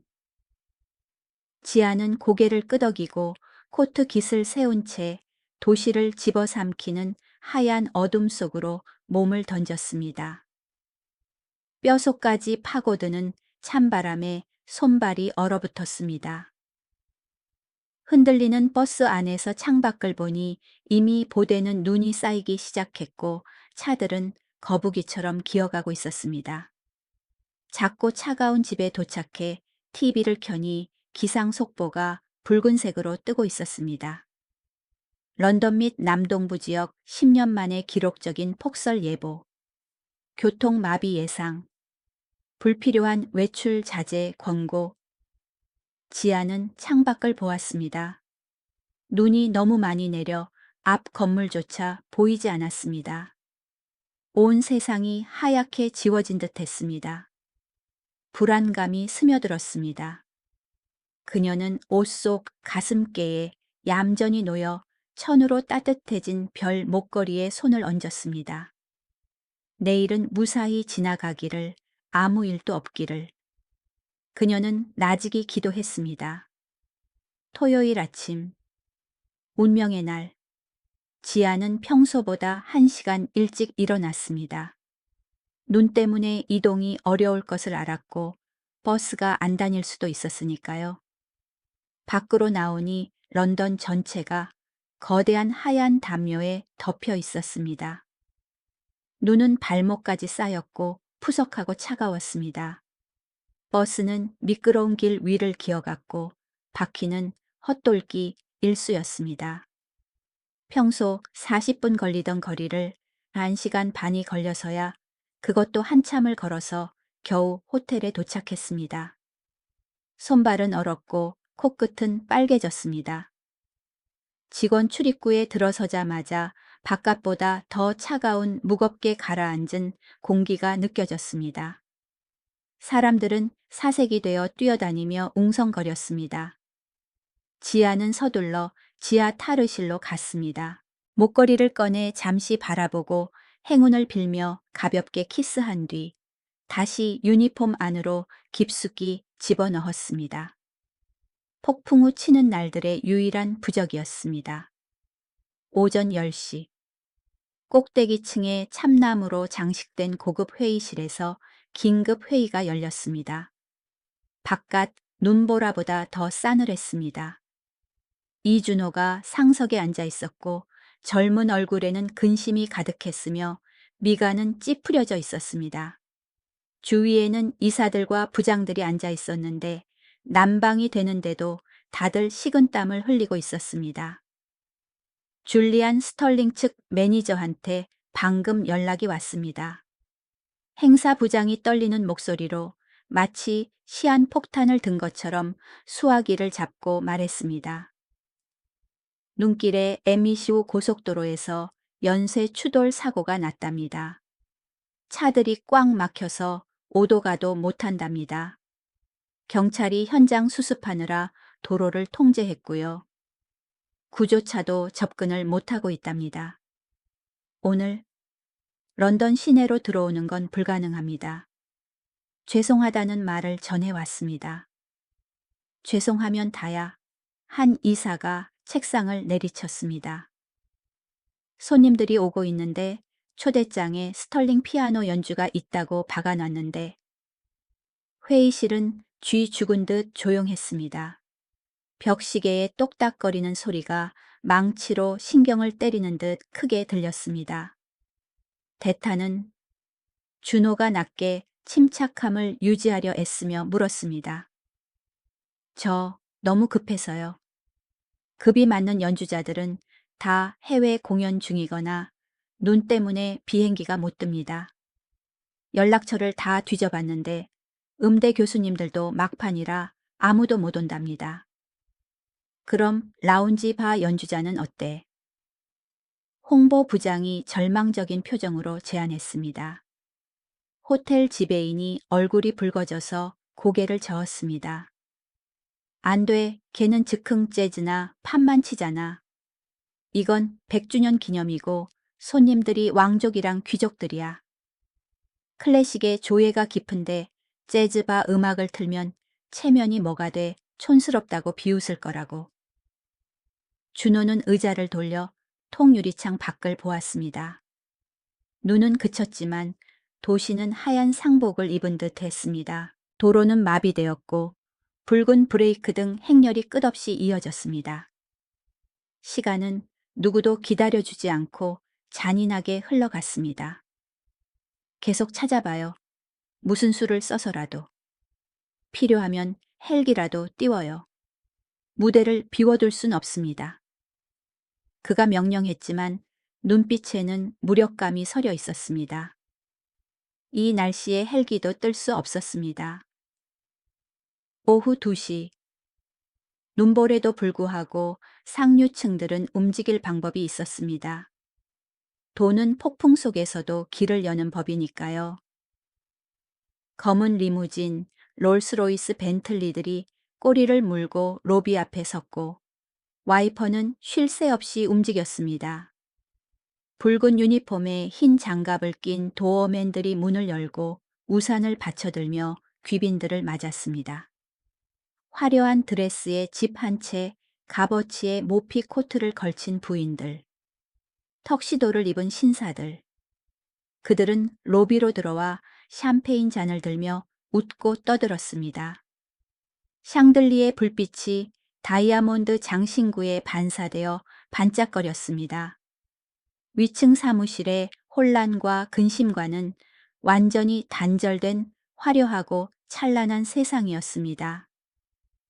지아가 3층에서 황동 난간을 닦고 있는데 빅토리아가 유령처럼 나타났습니다. 얼굴엔 살기가 가득했습니다. 송 당장 1층으로 내려가 메인 로비 화장실 다시 확인해. 손님들 꽉 찼어. 저번처럼 바닥 젖어 있게 하지 마. 그러면 당장 짐 싸게 될 줄 알아. 네, 바로 가겠습니다. 지아는 서둘러 양동이와 대걸레를 들고 직원용 엘리베이터를 탔습니다. 화장실로 가려면 손님들로 붐비는 로비를 뚫고 지나가야 했습니다. 그 기분 아시나요? 향기롭고 우아한 사람들 틈에서 회색 헐렁한 옷을 입고 대걸레를 든 채 걷는 기분. 아무도 그녀를 쳐다보지 않습니다. 마치 공기인 양투명 인간 취급을 하거나 아니면 장애물을 피하듯 불쾌한 눈빛으로 스쳐 지나갑니다. 지아는 고개를 푹 숙이고 몸을 최대한 작게 만들었습니다. 여자 화장실에 들어가서야 지아는 안도의 한숨을 쉬었습니다. 적어도 여기선 따가운 시선이 없으니까요. 그녀는 이미 깨끗한 거울을 다시 닦고 고급 핸드워시 병을 정리하고 대리석 세면대에 물기를 닦았습니다. 일을 하고 있는데 문이 열리고 여자 손님 2명이 들어왔습니다. 진한 향수 냄새가 코를 찔렀습니다. 그들은 거울 앞에서 화장을 고치며 수다를 떨었습니다. 얘 소문 들었어. 줄리안 스털링 모던데 교통사고 났다나 봐. 정말. 어머, 그럼 오늘 공연은 어떻게? 나 그 사람 연주 들으러 온 건데. 김 빠지네. 호텔이 대타 찾느라 난리 났대. 대충 아무나 세우거나 음반이나 틀겠지 뭐. 5성급이라면서 일 처리가 너무 아마추어 같아. 실망이야. 그들은 키득거리며 흉을 보고는 향수 냄새를 남기고 나갔습니다. 지아는 세면대 앞에 멍하니 서 있었습니다. 거울 속 자신의 얼굴을 보았습니다. 52세. 눈가에 주름 노란 행주를 든 거친 손. 이곳에서 그녀는 이름 없는 청소부, 아무도 기억하지 못하는 존재였습니다. 하지만 기억 저편 29년 전 이 얼굴과 이 손은 온 객석을 숨죽이게 만들었었습니다. 쏟아지는 조명과 우레와 같은 박수를 받았었습니다. 한때 피아노 신동이라 불렸었습니다. 지아는 천천히 눈을 감았습니다. 차가운 대리석 위에서 10손가락을 살짝 움직여 보았습니다. 이상하게도 걸레를 쥐어 굳어있던 손가락들이 더 이상 뻣뻣하지 않았습니다. 추워서가 아니라 잿더미 속에서 되살아나는 강렬한 감정 때문에 떨리고 있었습니다. 작은 불씨가 타오르기 시작했습니다. 오후 5시, 호텔은 발등에 불이 떨어졌습니다. 연회장에는 테이블 세팅이 끝났고 하얀 식탁보와 크리스털 잔이 반짝였습니다. 향초가 켜졌습니다. 검은 그랜드 스타인웨이 피아노는 무대 위에서 오지 않을 주인을 기다리며 외롭게 놓여 있었습니다. 버려진 짐승처럼 슬프고 쓸쓸해 보였습니다. 빅토리아가 연회장 문을 멍하니 바라보고 있는 지아를 또 발견했습니다. 송 거기서 뭐하고 섰어? 오늘 실수하면 안 된다고 했잖아. 호텔 망신시키면 가만 안 둬. 당장 흡연 구역 쓰레기나 치워. 협박이 참 쓰라리게 들렸습니다. 하지만 지아는 고개를 숙였습니다. 네, 죄송합니다. 가겠습니다. 그녀는 로비로 내려가다 계단 근처 구석에서 부하 직원과 이야기하는 준호를 보았습니다.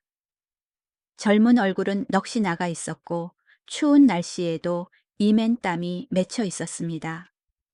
넥타이는 느슨해졌고 피로가 역력했습니다. 대타를 찾는 희망이 사라진 것 같았습니다. 기적은 없었습니다. 오후 6시 30분. 공연 시작까지 30분 남았습니다. 손님들이 연회장으로 이동해 자리를 잡기 시작했습니다. 시끌벅적한 웃음소리, 잔 부딪히는 소리. 준호는 무대 뒤편 복도에서 지끈거리는 관자놀이를 눌렀습니다. 이 부사장님, 방법이 없습니다. 행사 부장은 사색이 되어 울먹였습니다. 아무도 시간 맞춰 못 옵니다. 헬기도 소용없고요. 공연 취소 공지를 해야 할 것 같습니다. 호텔 지배인이 침을 꿀꺽 삼키며 곁에서 말했습니다. 아니면 그냥 공연 건너뛰고 바로 식사로 넘어가죠. 스털링 씨가 갑자기 아프다고 거짓말하고요. 준호는 고개를 저었습니다. 눈빛은 가슴 아플 정도로 단호했습니다. 안 됩니다. 100주년 기념 순간을 그렇게 땜질할 순 없어요. 손님들은 눈치가 빨라요. 우릴 비웃을 겁니다. 100년의 신용을 거짓말과 바꿀 순 없습니다. 하지만 그럼 누굴 세워요? 누가 감히 저 자리에 앉겠습니까? 절망이 감돌았습니다. 다들 무력하게 서로를 쳐다보았습니다. 바로 그때 어둠이 깔린 복도 끝에서 작은 그림자가 조심스럽게 다가왔습니다. 지아였습니다. 여전히 얼룩 묻은 헐렁한 회색 유니폼에 굽다른 낡은 운동화를 신은 채 그녀는 청소 카트를 한쪽으로 밀어놓고 벽에 붙어 섰습니다. 심장이 튀어나올 것 같았습니다. 피아노, 무대, 잃어버린 아이, 과거의 고통. 모든 것이 목구멍에 걸려 숨을 막았습니다. 하지만 발은 앞으로 나아갔습니다. 운명의 부름 같은 보이지 않는 힘이 그녀를 빛 쪽으로 밀고 있었습니다. 지난주 그 의자에 앉았을 때 건반을 누르지 못했습니다. 두려웠어요. 하지만 오늘 자신을 보호해줬던 그 청년의 절망을 보고 자신을 부르는 듯 외로이 놓인 피아노를 보자 등을 돌릴 수가 없었습니다. 그에게 빚진 은혜가 있었습니다. 그리고 자신에게 빚진 한 번의 용기가 있었습니다. 지아는 깊은 숨을 들이쉬고 떨리는 두 손을 꽉 잡으며 용기를 내 절망에 빠진 임원들 앞으로 나아갔습니다. 부사장님. 모기 소리처럼 작고 떨리는 목소리였습니다.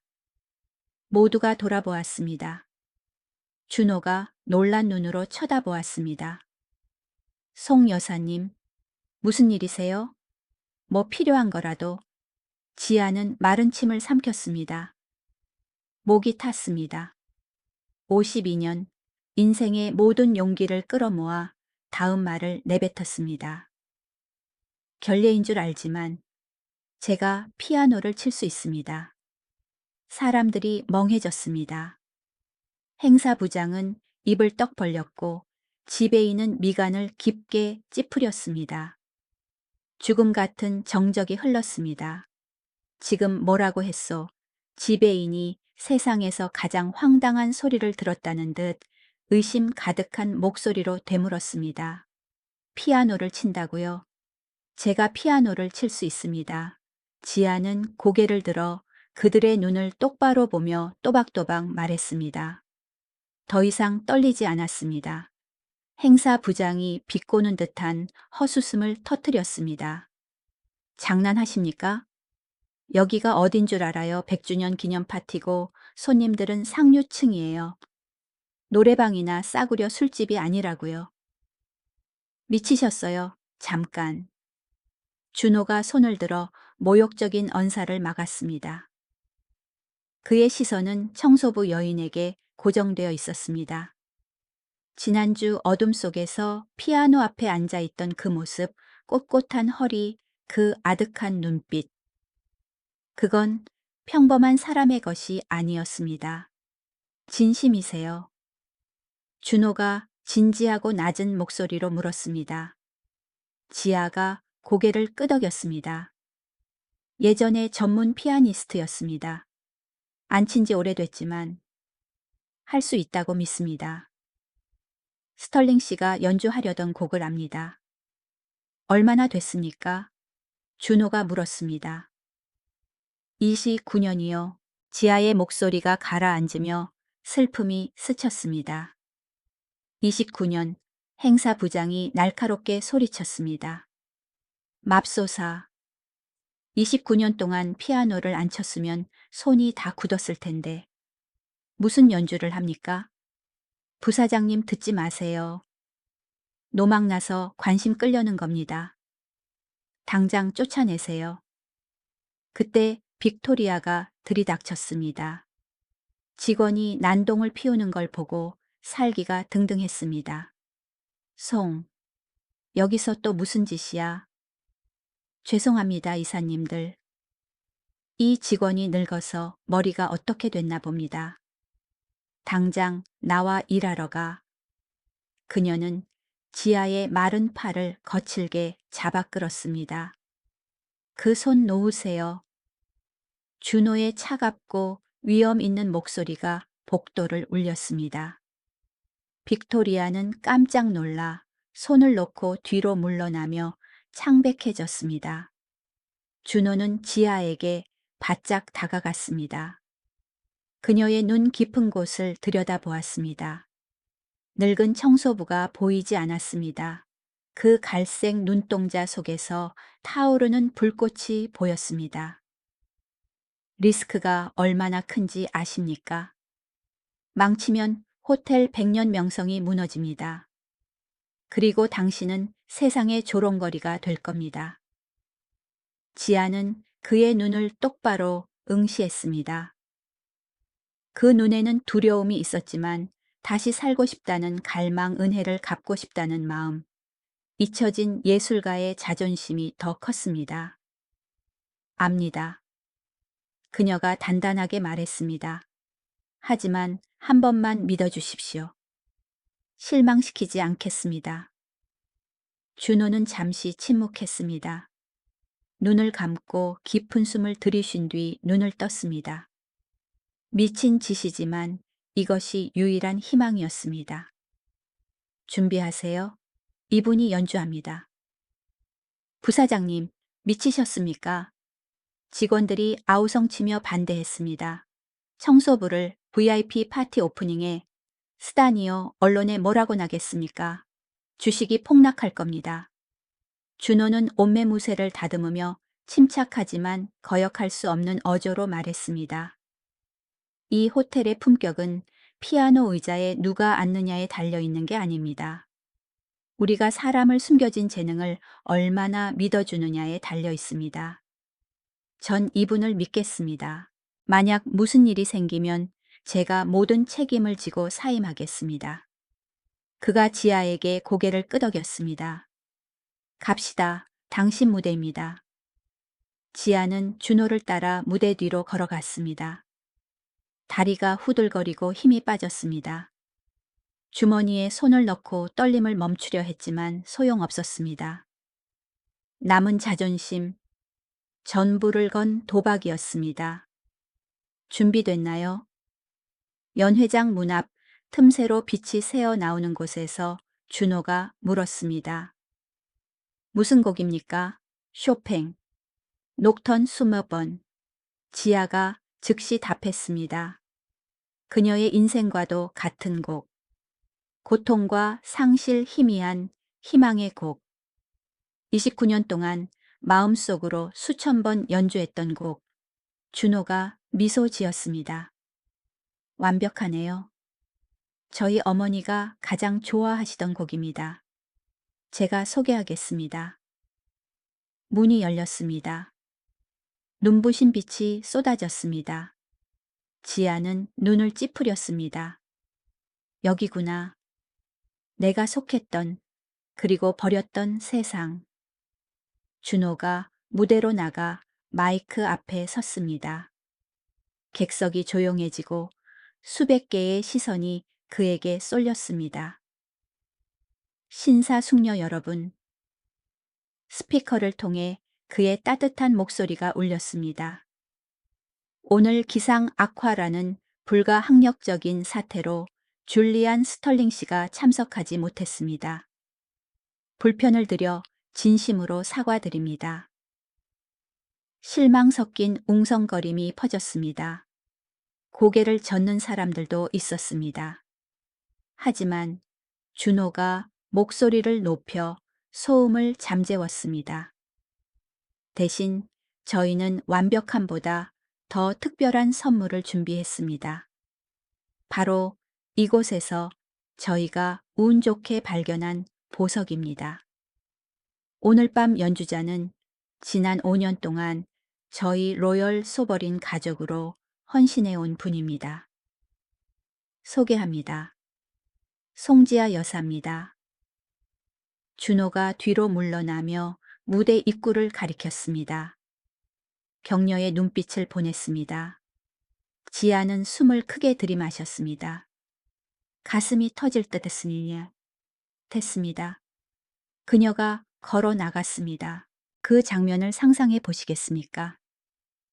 화려한 샹들리에 아래 다이아몬드로 치장한 귀빈들 사이로 대충 묶어 흰머리가 삐져나온 머리 낡은 회색 청소 유니폼 달아빠진 운동화를 신은 중년 여성이 걸어 나오는 모습을.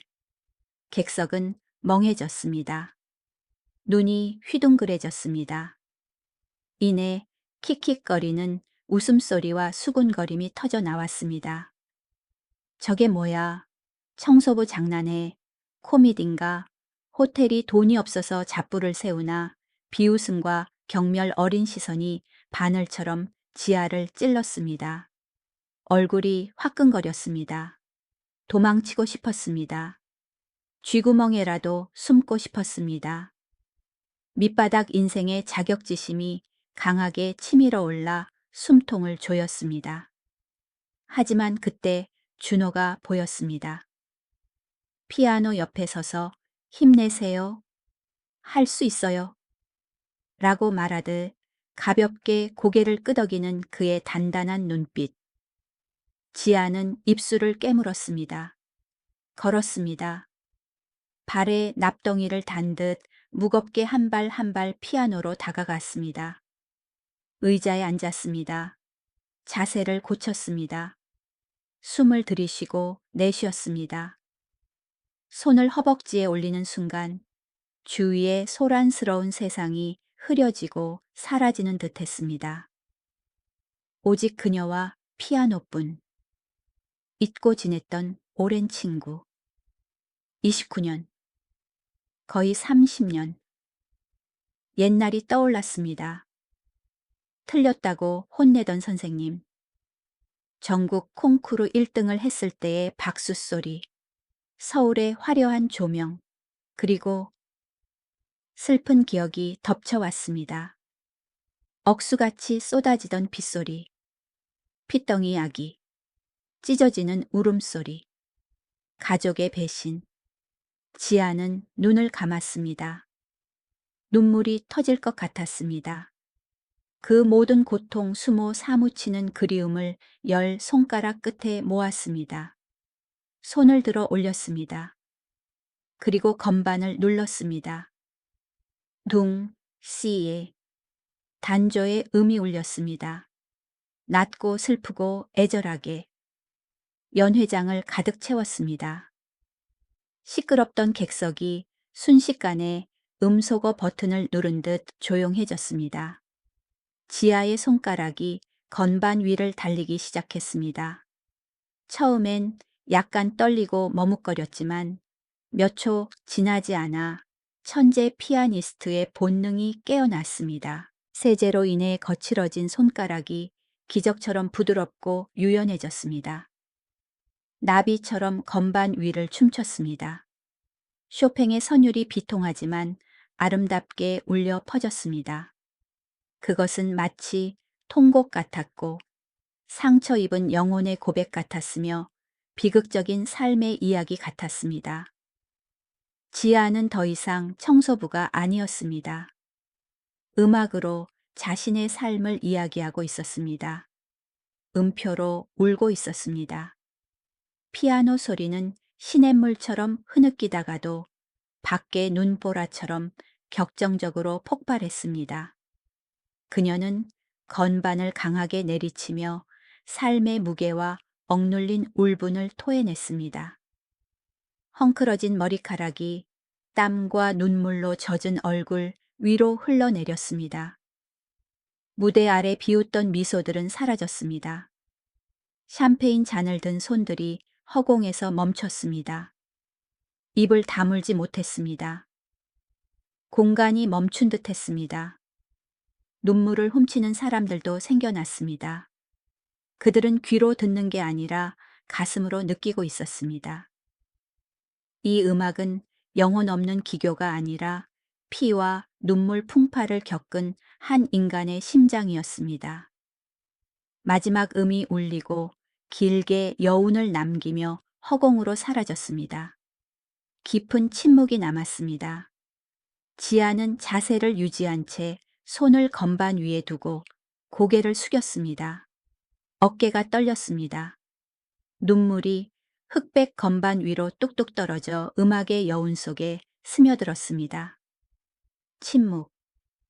절대적인 침묵이 연회장을 감쌌습니다. 누구도 이 신성한 순간을 깰까봐 숨도 크게 쉬지 못했습니다. 그러다 갑자기 브라보 맨 뒷자리에 앉아있던 백발의 노신사가 벌떡 일어나 떨리는 목소리로 외쳤습니다. 그리고 댐이 터지듯 박수가 터져 나왔습니다. 수백 명의 사람들이 일제히 기립했습니다. 우레와 같은 박수 소리가 테이블 위 촛불을 흔들었습니다. 훌륭합니다. 앙코르, 환호성이 끊이지 않았습니다. 지아는 천천히 고개를 들었습니다. 멍하니 아래를 내려다 보았습니다. 사람들의 바다가 그녀를 위해 일어나 있었습니다. 아까의 경멸 어린 시선은 존경과 감동 경의로 바뀌어 있었습니다. 그녀가 일어서자 다리가 풀려 비틀거렸습니다. 준호가 달려와 부축했습니다. 그는 그녀의 손을 잡고 높이 들어 올려 관객에게 인사했습니다. 자랑스러운 미소가 환했습니다. 지아의 눈앞이 흐려졌습니다.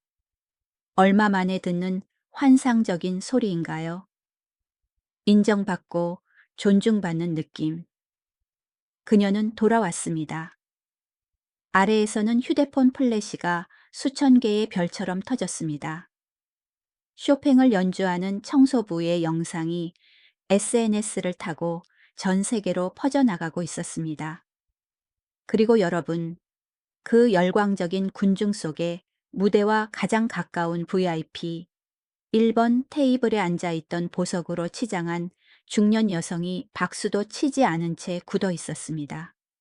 핏기 없는 얼굴로 대형 스크린에 비친 지아의 눈물 젖은 얼굴을 뚫어지게 쳐다보고 있었습니다. 그녀의 떨리는 손에서 레드 와인 잔이 떨어져 흰 드레스 위에 핏자국처럼 붉은 얼룩을 남겼습니다.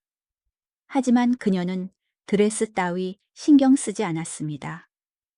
그녀의 시선은 지아의 목에 걸린 반짝이는 별 목걸이에 고정되어 있었습니다.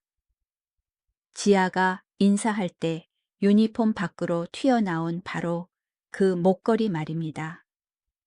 그날 밤 충격적인 공연을 마치고 지아는 목류병 환자처럼 집으로 돌아왔습니다. 썩은 나무 문을 열자마자 다리가 풀려 더 이상 걸을 수 없었습니다. 문지방에 주저앉아 차가운 벽에 등을 기대었습니다. 땀으로 흠뻑 젖었는데도 몸은 학질에 걸린 듯 떨렸습니다. 그녀는 복도의 흐릿한 등불 아래 두 손을 들어 보았습니다. 세제의 사 같은 거친 손가락들이 오늘따라 낯설게 보였습니다. 29년 동안 잠들었던 이 투박한 손이 방금 화려한 연회장을 깨우고 수백 명을 울렸습니다. 건반들이 손가락 아래서 춤추던 감각이 찌릿하게 남아 척추를 타고 흘렀습니다. 지아는 낡은 코트도 벗지 않은 채 석상처럼 앉아 있었습니다. 아까의 브라보스 소리가 창문을 때리는 바람 소리와 섞여 머릿속을 맴돌았습니다. 15분이 지나서야 겨우 힘을 내 좁은 화장실로 기어들어 갔습니다. 거울을 보았습니다. 52세의 여인, 공연 후 헝클어진 반백의 머리카락, 세월과 고통이 새겨진 눈과 주름, 런던의 바람에 거칠어진 피부. 하지만 오늘 그 슬픈 갈색 눈동자 속에 작은 불빛이 일렁이고 있었습니다. 잿더미 속에서 갓 찾아낸 자부심의 불빛이었습니다. 지아는 수도꼭지를 틀어 찬물을 얼굴에 끼얹었습니다. 몸이 떨렸지만 정신은 돌아왔습니다. 얼굴을 닦고 침대에 누워 얇은 이불을 덮고 웅크렸습니다. 방은 너무나 조용해서 아까의 소란스러움과 완벽하게 대비되었습니다. 하지만 잠이 올 리가요? 몸은 녹초가 되었지만 정신은 시간을 거슬러 오래된 필름을 돌리고 있었습니다. 얼룩진 천장을 응시하다 보니 과거가 어제 일처럼 선명하게 밀려왔습니다. 1996년 11월 23일 서울. 그해 겨울은 뼈가 시리게 추웠습니다. 지아는 변두리 산부인과의 차가운 수술대 위에 누워 있었습니다. 역한 소독약 냄새가 코를 찔렀습니다. 인생에서 가장 고통스러운 상호를 겪었지만 혼자였습니다. 손을 잡아줄 남편도 격려해줄 부모님도 없었습니다. 명문가였던 부모님은 가문의 수치라며 혼전 임신한 딸을 내쳤습니다. 아이 아빠였던 가난하지만 재능 있는 음대생 연인은 임신 소식이 알려지자마자 그의 가족에 의해 미국 유학길에 올라 연락이 끊겨버렸습니다. 하지만 그때 지아는 슬프지 않았습니다. 행복했습니다. 차가운 방을 채우는 아기의 우렁찬 울음소리에 벅찬 행복을 느꼈습니다. 축하해요 왕자님이네. 3.2kg예요. 간호사가 미소 지으며 핏자국이 남은 붉은 아기를 가슴에 올려주었습니다. 작고 따뜻하고 전내 나는 아기. 지아는 아이를 안고 뜨거운 눈물을 흘리며 아이 이마에 떨어뜨렸습니다. 내 아들, 엄마가 미안해. 아빠 없이 낳아서 미안해. 아기의 작은 손이 허우적대다 그녀의 새끼손가락을 꽉 쥐었습니다. 약하지만 믿음 가득한 손길. 지아는 숨을 죽이고 천사를 바라보았습니다. 작은 귀를 쓰다듬다 멈칫했습니다. 오른쪽 귀 뒤에 숨겨진 핏방울처럼 붉은 작은 점. 그녀와 똑같았습니다. 엄마랑 똑같네. 엄마 도장이 여기 있네. 그녀는 눈물 속에서 웃었습니다. 세상이 등 돌려도 목숨 걸고 지키겠다고 다짐했습니다. 자, 사모님 쉬셔야죠. 아기 씻기고 관찰실로 옮길게요. 간호사가 아기를 안고 갔습니다. 잠깐만요. 조금만 더, 조금만. 지아는 손을 뻗었지만 마취제와 탈진으로 인한 졸음이 덮쳤습니다. 눈이 무겁게 감겼고 문틈으로 사라지는 연한 파란색 포대기가 마지막 기억이었습니다. 지아가 깨어났을 때 방은 캄캄했습니다. 가로등 불빛만 커튼 사이로 들어왔습니다. 엄마, 쉰 목소리로 불렀습니다. 어머니가 침대 옆 의자에 앉아 있었습니다. 마른 그림자가 벽에 비쳤습니다. 검은 옷을 입고 표정은 엄격했습니다. 정신이 드니 어머니의 목소리가 낯설게 떨렸습니다. 제 아기 어딨어요? 보여주세요. 젖 물려야 해요. 어머니는 침묵했습니다. 무서운 침묵이 흘렀습니다. 고개를 숙이고 손을 비틀어 쥐며 손톱으로 살을 파고들었습니다. 엄마, 아기 어디 있냐고요? 지아의 심장이 요동쳤습니다. 불길했습니다. 그게 아기가 잘못됐어. 네, 지아는 경악했습니다. 출산 후유증이래. 심장이 너무 약해서 급성 호흡 곤란이 와서 의사가 손을 썼지만 어머니는 흐느끼며 얼굴을 감쌌습니다. 그럴 리가요. 거짓말이에요. 그렇게 크게 울었는데 내 손을 꽉 잡았는데 살이 분홍색이었는데 지아는 링거를 뽑아 던지고 침대에서 뛰어내려 아기를 찾으러 가려 했지만 다리에 힘이 없어 차가운 바닥에 고꾸라졌습니다. 지아야, 사람들이 들어왔습니다. 의사와 간호사가 발광하는 그녀를 붙잡았습니다. 진정제 주사 바늘이 팔에 꽂혔습니다. 다시 어둠이 그녀를 삼켰습니다. 그날 이후 지아는 넋이 나갔습니다. 친정으로 돌아와 방에 틀어박혀 먹지도 마시지도 않았습니다. 피아노를 버렸습니다. 그랜드 스타인웨이가 있는 거실엔 들어가지도 않았습니다. 하얀 건반은 아이 살결 같았고 검은 건반은 귀 뒤의 점 같았습니다. 내가 피아노만 치느라 몸 관리 안 해서 아이가 약했던 거야. 매일 밤 자책하며 가슴을 쥐어뜯었습니다. 음대 교수님이 프랑스 전액 장학금 유학을 가라고 전화했습니다. 죄송합니다, 교수님. 못 갑니다. 피아노 관뒀습니다. 손이 더러워져서 못 칩니다. 왜 그래, 지아 넌 천재잖아. 미래를 버릴 거야? 죄송합니다. 전화를 끊고 거실로 나가 검은 벨벳 천으로 피아노를 덮었습니다. 관을 덮듯이 그 집엔 다시는 음악이 흐르지 않았습니다. 침묵과 부모님의 한숨만 남았습니다. 시간은 잔인하게 흘러 24년 후 2020년 3월 어머니는 말기암으로 누워 있었습니다. 아버지는 1년 전 회사 부도로 인한 충격으로 심장마비로 돌아가셨습니다. 큰 집은 팔렸고 모녀는 좁은 월세방에 살았습니다. 봄비가 추적추적 내리던 밤 어머니가 뼈만 남은 손으로 지아의 손을 잡았습니다. 숨이 가빴습니다. 지아야, 내가 너한테 죄를 지었다. 우리가 너한테 큰 죄를 지었어. 이걸 안고 죽을 순 없다. 무슨 소리예요? 쉬세요 말씀 마시고.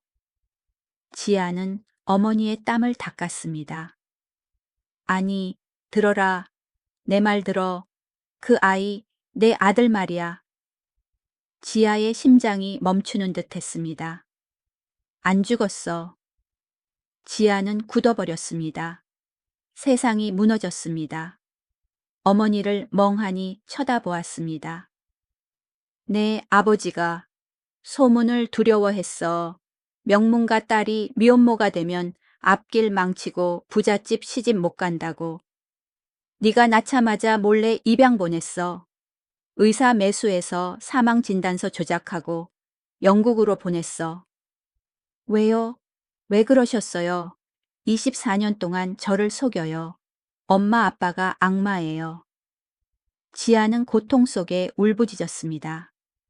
원망하고 싶었지만 죽어가는 어머니 앞에서 할 수 있는 게 없었습니다. 미안하다. 내가 말렸는데 안 됐어. 내가 너무 비겁했어. 아버지 무서워서 약통 서랍에 상자가 있어. 지아는 떨며 서랍을 열었습니다. 작은 나무 상자, 낡은 은색 별 목걸이. 네, 아버지가 데려가기 전에 내가 몰래 똑같은 걸 2개 만들었어. 하나는 내가 숨겨뒀고, 하나는 아이가 가기 전에 목에 걸어줬어.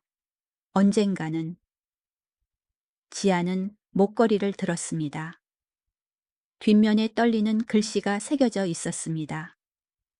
엠웍 7샘샘 SJA. 1973년은 그녀의 생년 SJA는 송지아. 가서 찾아. 제발 나를 용서해라. 그날 밤 어머니는 뒤늦은 후회 속에 숨을 거두었습니다. 지아는 울지도 못했습니다. 눈물이 말라버렸습니다. 시신 곁에 앉아 목걸이를 쥐고 텅 빈 마음뿐이었습니다. 이딕 20년 5월. 장례를 치르고 아버지 빚을 갚고 나니 빈털터리였습니다. 어머니의 마지막 폐물을 팔아 돈을 모으고 낡은 가방에 옷 몇 벌, 젊은 날의 사진 별 목걸이를 넣었습니다. 영국 비자를 받았습니다. 삼촌, 제 아이가 영국에 있대요. 찾으러 가야 해요. 기다리고 있을 거예요. 유일하게 연락되는 먼 친척 삼촌에게 전화했습니다. 아이고, 지아야, 미쳤구나. 그 넓은 영국에서 사람을 어떻게 찾아 영어도 서툴고 돈도 없으면서. 찾을 거예요. 영국 땅을 다 뒤져서라도. 거지가 되더라도 찾아서 미안하다고 해야 해요. 그렇게 중년의 여인은 홀로 런던 히드로 공항에 도착해 서울에서 김서방 찾기를 시작했습니다. 접시 닦기, 공중 화장실 청소, 로열 소버린 호텔 청소부까지 희미한 기적을 기다리며 살인적인 물가의 도시에서 버텼습니다. 다시 현재. 일요일 아침. 지아는 해가 중천에 떠서야 깼습니다. 머리가 깨질 듯 했습니다. 탁자 위 전화기가 계속 진동했습니다. 한국의 삼촌 문자였습니다. 지아, 야, 너 신문에 났어. 세상에 한국에서도 난리야. 빨리 봐. 유튜브 링크가 있었습니다. 그녀는 떨며 눌렀습니다. 영상 제목, 런던 청소부의 기적, 수백만 명을 울린 연주. 조회수 230만 회. 하룻밤 사이 지아는 댓글을 받습니다. 온갖 언어의 댓글들. 누구세요? 저 피아노 소리에 인생이 다 들어있네요. 펑펑 울었습니다. 음표 하나하나에 아픔이 느껴져요. 세계 최고의 무대에 설 자격이 있습니다. 청소부라 부르지 마세요. 송 피아니스트입니다. 잊혀진 재능이네요. 지아는 전화기를 내려놓았습니다. 손이 떨렸습니다. 인터넷의 힘이 이렇게 무서울 줄이야. 유명해지고 싶지 않았습니다. 돈 벌어 아들 찾고 싶을 뿐이었습니다. 유명세가 독이 될까 두려웠습니다. 호텔에 가니 사람들 눈빛이 달랐습니다. 투명 인간 취급하던 경멸은 사라지고 호기심과 감탄 질투가 섞인 시선이었습니다. 송 여사님, 진짜 대박이에요. 재능을 숨기고 계셨네요. 사인 좀 해주세요. 나중에 유명해지면 잊지 마세요. 지아는 쓴웃음을 지으며 인사하고 묵묵히 일했습니다. 대걸레를 들고 평범한 척하려 했지만 마음은 요동쳤습니다. 오전 10시. 송 여사님, 이준호 부사장님이 사무실로 오시랍니다.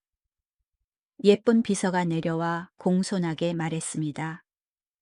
지아는 유니폼을 다듬고 머리를 만지며 10층 VIP층으로 갔습니다. 두꺼운 카펫이 깔린 복도는 조용했고 레몬그라스 향이 났습니다. 유리문을 두드렸습니다. 들어오세요. 준호가 일어나 미소로 맞았습니다. 오늘따라 미소가 더 환하고 눈이 빛났습니다. 앉으세요. 지아는 가죽 소파에 조심스럽게 앉았습니다. 화려한 방에서 자신이 너무 초라해 보였습니다. 송 여사님, 정말 감사합니다. 덕분에 어제 파티가 대성공이었습니다. 언론에서 기막히고 인간적인 기획이라며 칭찬이 자자합니다. 오늘 아침 주식도 폭등했고요. 준호가 노트북으로 기사를 보여주었습니다. 피아노 앞에서 눈물 흘리는 그녀의 사진이 대문짝만하게 실렸습니다. 이곳 생활 힘드신 거 압니다. 호텔에서 특별 보너스를 드리겠습니다. 그리고 개인적으로 도울 일이 있으면 뭐든 말씀하세요. 정말 돕고 싶습니다. 아들에게 말하듯 진심 어린 목소리였습니다. 지아는 그를 보았습니다. 울면서 말하고 싶었습니다. 부사장님, 돈은 필요 없어요. 아들을 찾고 있어요. 입양 기간 아는 사람 있나요? 제 아들도 부사장님 또래예요. 6년생, 저 너무 절박해요. 하지만 말이 목에 걸렸습니다. 폐가 될까봐 돈 보고 접근한다고 오해할까봐 희망 고문 당할까봐 두려웠습니다. 그는 고귀한 부사장이고 자신은 개미일 뿐이니까요. 감사합니다, 부사장님. 말씀만으로 충분합니다. 저 더 바랄 게 없습니다. 그녀는 목이 메어 고개를 숙였습니다. 진심입니다. 가족처럼 생각하시고 언제든요. 지아는 인사하고 나왔습니다. 말 못한 사연으로 가슴이 무거웠습니다. 문을 나서며 기회를 놓친 것 같았습니다. 준호는 불투명 유리문 너머로 사라지는 그녀의 작고 마른 뒷모습을 보았습니다. 한숨을 쉬고 서류 더미로 돌아가려 했습니다.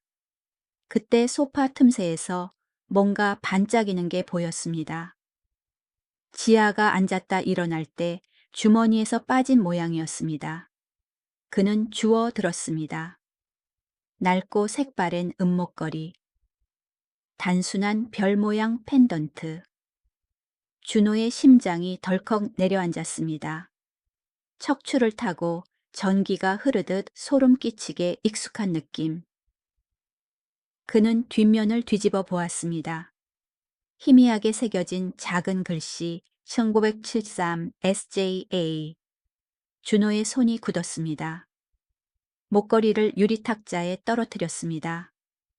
챙하고 건조한 소리가 조용한 방을 울렸습니다. 그는 떨리는 손을 셔츠 안으로 넣었습니다. 어릴 때부터 늘 차고 있던 양부모님이 친엄마의 유일한 유품이라며 주신 목걸이를 꺼냈습니다. 2개의 목걸이가 유리 탁자 위에 나란히 놓였습니다. 물방울처럼 똑같았습니다. 크기 낡은 정도, 싸구려 은, 재질 세월의 흠집까지. 그리고 결정적으로 준호의 목걸이 뒷면에도 새겨져 있었습니다. 13 SJA. 주위의 시간이 멈췄습니다. 귀가 먹먹해졌습니다. 그는 탁자를 짚고 쓰러질 듯 버텼습니다. 숨이 가빠왔습니다. 말도 안 돼. 목소리가 갈라져 나왔습니다. 이런 우연이 있을 리가 없어. 슬픈 갈색 눈의 청소부 여인이 뇌리를 스쳤습니다. 창자가 끊어질 듯 슬프게 치던 녹턴. 그녀 곁에 섰을 때 느꼈던 기묘한 친숙함과 보호 본능. 그리고 며칠 전 그녀가 바닥 닦을 때 얼핏 본 귀 뒤의 점. 자신이 거울 보며 늘 궁금해했던 그 붉은 점과 똑같은 점. 송지아, 준호가 이름을 불렀습니다. 자신도 모르게 눈물이 뺨을 타고 흘렀습니다.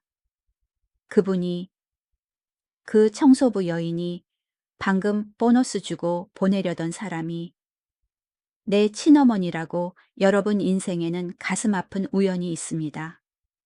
두 모자는 5년 동안 곁에 있었고 복도에서 수천 번 스쳤고 서로를 보고 심지어 지켜줬지만 너무나 다른 신분 때문에 알아보지 못했습니다. 보이지 않는 벽이 가로막고 있었습니다. 한 사람은 비단길을 걷는 고귀한 부사장, 한 사람은 밑바닥 인생 청소부. 하지만 핏줄은, 심장 박동은 변하지 않고 서로를 향해 있었습니다. 준호는 어떻게 할까요? 당장 달려나가 어머니라 부를까요? 아니면 신분의 벽과 양부모님, 가족의 비밀 때문에 망설일까요? 이 적나라한 진실을 마주할 용기가 있을까요? 그리고 어젯밤 파티에서 와인잔을 떨어뜨린 목걸이를 아는 듯했던 그 권력자 여성은 누구일까요? 이야기는 이제 극적인 결말을 향해 갑니다. 그날 밤 지아가 떠난 후 준호는 집에 가지 않았습니다. 사무실 문을 걸어 잠그고 불을 끈 채 책상 스탠드 불빛만 남겼습니다. 런던은 여전히 시끄러웠지만 이 방의 시간은 죽은 듯 멈췄습니다. 두 개의 별 목걸이가 검은 유리 책상 위에 나란히 놓여 있었습니다. 평행선처럼 놓인 채 희미한 빛을 반사하고 있었습니다. 마치 서로를 모른 채 평행선을 달려온 두 모자의 인생처럼 만날 기적만을 기다리는 두 선처럼 똑같았습니다. 휜 곡선 하나 세월에 깎인 미세한 흠집. 하나 27년 전 젊은 엄마가 서툴지만 사랑을 담아 새긴 글씨 하나까지. 준호는 그것들을 손가락 사이에 끼워 꽉 쥐었습니다. 눈을 감고 금속의 냉기를 느꼈습니다. 꿈일까? 그저 우연일까? 혼잣말이 넓은 방에 공허하게 울렸습니다. 하지만 냉철한 사업가의 이성은 세상에 이렇게 잔인하게 완벽한 우연은 없다고 말했습니다. 18세 생일날 양어머니 엘리자베스가 목걸이를 주며 했던 말이 떠올랐습니다. 내 친엄마는 훌륭하지만 불행한 분이었어. 음대생이었단다. 널 목숨보다 사랑했을 거야. 지독한 상황 때문에 어쩔 수 없었어. 이게 유일한 유품이야. 그때 준호는 씁쓸하게 웃었습니다. 위로의 말이라 생각했습니다. 하지만 이제 퍼즐 조각들이 소름 끼치게 맞춰지고 있었습니다. 음대생 1973 SJA. 그리고 송지아라는 청소부 피를 토하듯 피아노를 치던 그녀 1973년생 이니셜 SJA. 진정해 이준호. 진정해야 해. 착각이라면 죄악이야. 그녀와 너의 희망을 죽이는 짓이야. 그는 목걸이 2개를 심장과 가장 가까운 속주머니에 넣었습니다. 밤새 사무실 소파에 앉아 창밖에 눈을 보았습니다. 다시 눈이 내리고 있었습니다. 슬픈 갈색 눈, 거친 손을 가진 여인의 모습이 머릿속을 떠나지 않았습니다. 아까 쓰러질 듯 안겼을 때 느꼈던 그 작고 마른 몸. 왜 그때 울고 싶었을까요? 다음 날 아침. 준호는 찬물로 세수하며 밤샘의 흔적을 지웠습니다. 거울 속 귀 뒤에 붉은 점을 보았습니다. 어머니 한번 불러보았습니다. 낯설지만 성스러운 단어였습니다. 오전 8시 양아버지이자 그룹 회장인 아서 스털링이 들어왔습니다. 여전히 중후하고 멋진 모습으로 조간 신문을 들고 있었습니다. 안녕 아들. 어제 회사에서 잤다며 많이 바쁘냐? 네 아버지, 여쭤볼 게 있어요. 준호가 일어서며 진지하게 말하자 아서가 멈춰 서서 신문을 접었습니다. 뭐길래 그렇게 심각해? 준호는 깊은 숨을 쉬고 목걸이 2개를 책상에 올렸습니다. 아버지, 제 친어머니에 대한 진실을 알고 싶습니다. 아버지가 보관 중인 비밀 입양 서류에 정확히 뭐라고 적혀 있습니까? 아서는 아들을 보고 똑같은 목걸이 2개에 시선을 멈췄습니다. 늙은 얼굴에 놀라움이 번졌습니다. 저건 하나는 제 것이고 하나는 어제 직원이 두고 간 겁니다. 아서는 목걸이를 들어 창가빛에 비춰보았습니다. 눈이 커졌습니다. 산전수전 다 겪은 그는 단번에 알아차렸습니다. 준호야, 그가 낮게 말했습니다. 96년 당시 국제 입양 서류에는 친모 이름이 법적으로 지워져 있었어. 하지만 중개인의 자필 메모가 기억나는구나. 무슨 메모요? 준호의 심장이 뛰었습니다. 친모는 송지아 서울의 젊은 피아노 영재였다고. 가문의 명예 때문에 강제로 아이를 포기했다고. 그리고 아이 오른쪽 귀 뒤에 엄마와 똑같은 붉은 점이 있다고. 송지아, 붉은 점. 준호는 다리가 풀려 책상을 짚었습니다. 대나처럼 명백해졌습니다. 누군지 짐작 가는 사람이 있니?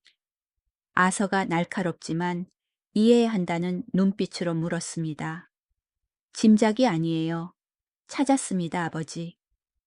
아서는 한참 동안 아들을 보다 인자하게 웃으며 어깨를 꽉 쥐었습니다. 준호야, 넌 다 컸어.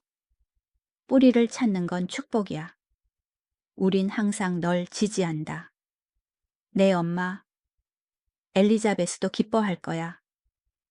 항상 친엄마에게서 널 뺏어왔다는 죄책감을 갖고 있었거든. 감사합니다, 아버지. 준호는 눈시울이 붉어졌습니다. 오후 2시. 준호가 지아에게 문자를 보냈습니다. 떨리는 손으로 송 여사님, 잠시 사무실로 와주시겠습니까? 목걸이 관련해서 중요한 드릴 말씀이 있습니다. 30분 뒤 조심스러운 노크 소리. 준호에게 30분은 100년 같았습니다. 들어오세요. 지아가 들어왔습니다. 여전한 회색 유니폼 위축된 모습. 뭘 잘못했나? 도움이 취소됐나? 걱정하는 기색이었습니다. 찾으셨습니까? 앉으세요. 준호는 소파를 가리켰지만 이번엔 맞은편이 아닌 그녀 옆으로 의자를 끌어당겨 앉았습니다. 지아는 소파 끝에 앉아 손을 비틀며 긴장했습니다. 준호가 주머니에서 벨벳 상자를 꺼내 탁자에 놓았습니다. 송 여사님. 네. 어제 이 목걸이가 목숨이라 하셨죠. SAA가 생년과 이니셜이라고요. 네, 맞습니다. 지아는 심장이 뛰었습니다. 왜 이렇게 꼬치꼬치 묻지?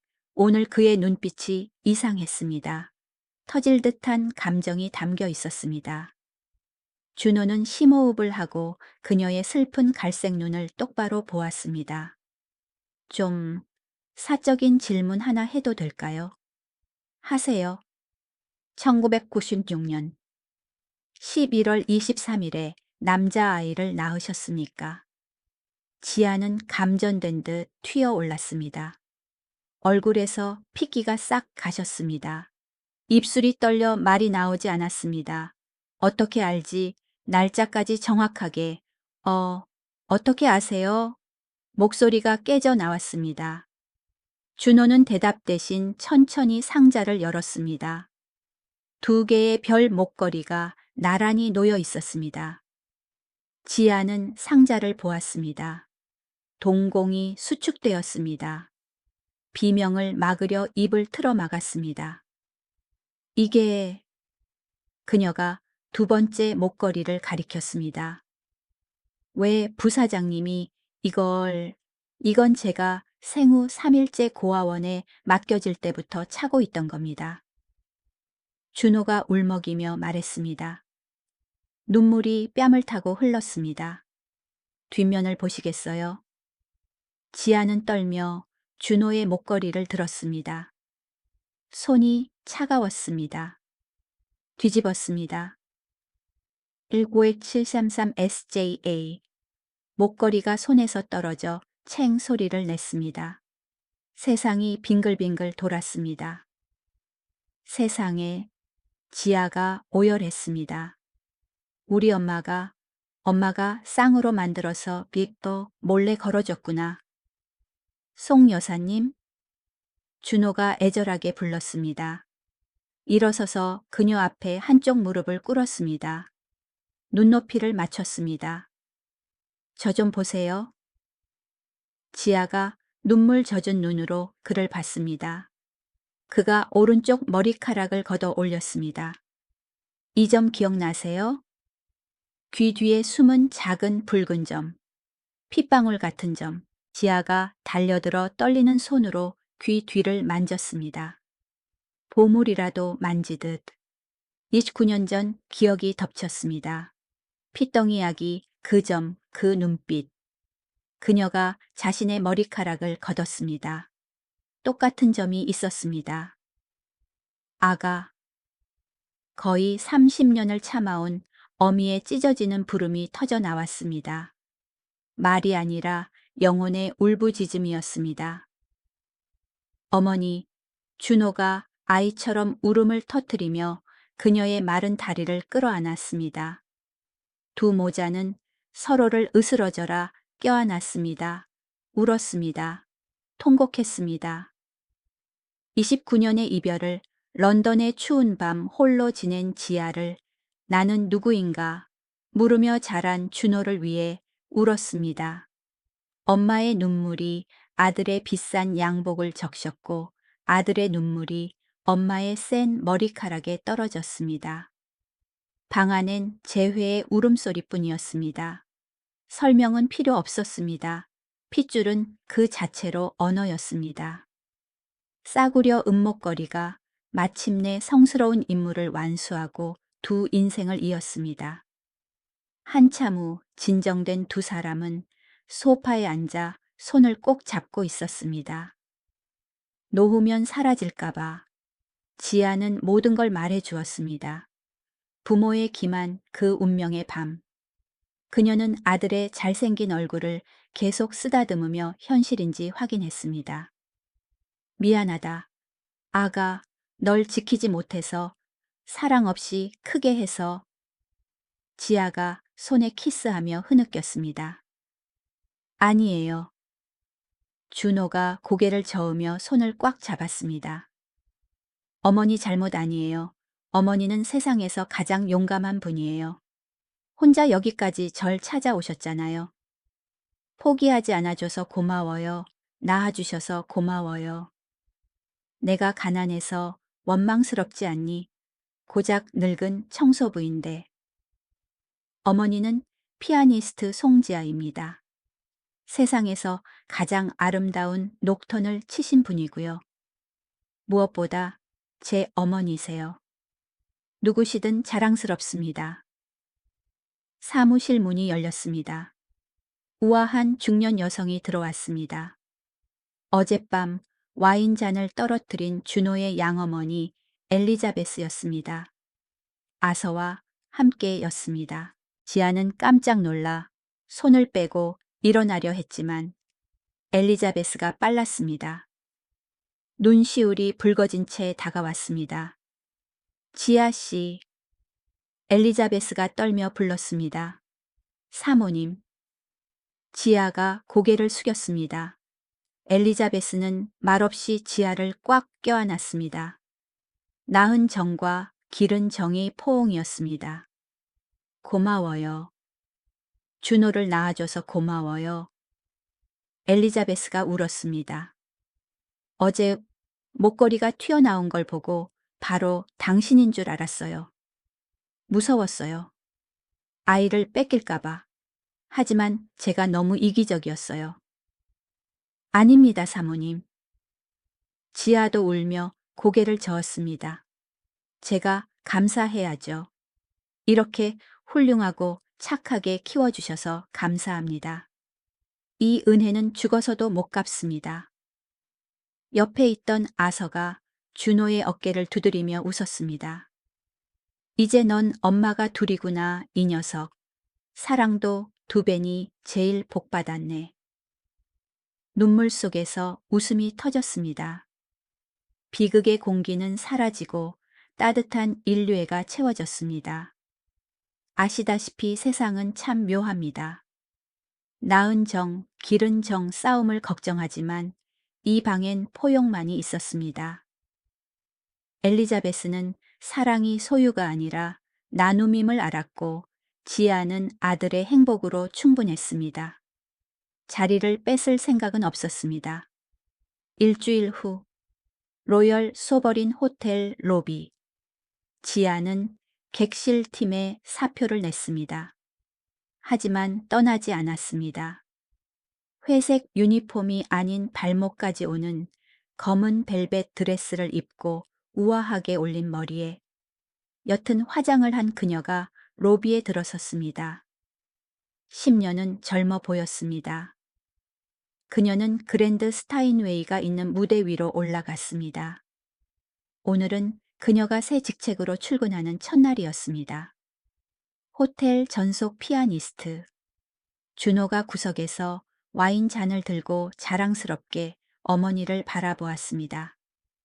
옆에는 아서와 엘리자베스가 있었습니다. 지아가 의자에 앉았습니다. 깊은 숨을 쉬고 아들을 보며 미소 지었습니다. 29년 만에 가장 행복한 미소였습니다. 건반에 손을 올렸습니다. 선율이 흘렀습니다. 더 이상 슬픈 녹톤이 아니었습니다. 오늘은 드뷔시의 달빛 클레어 드 룬이었습니다. 잔잔한 강물에 비친 달빛처럼 부드럽고 영롱하게 반짝이는 선율. 로비의 손님들이 멈춰 서서 귀를 기울였습니다.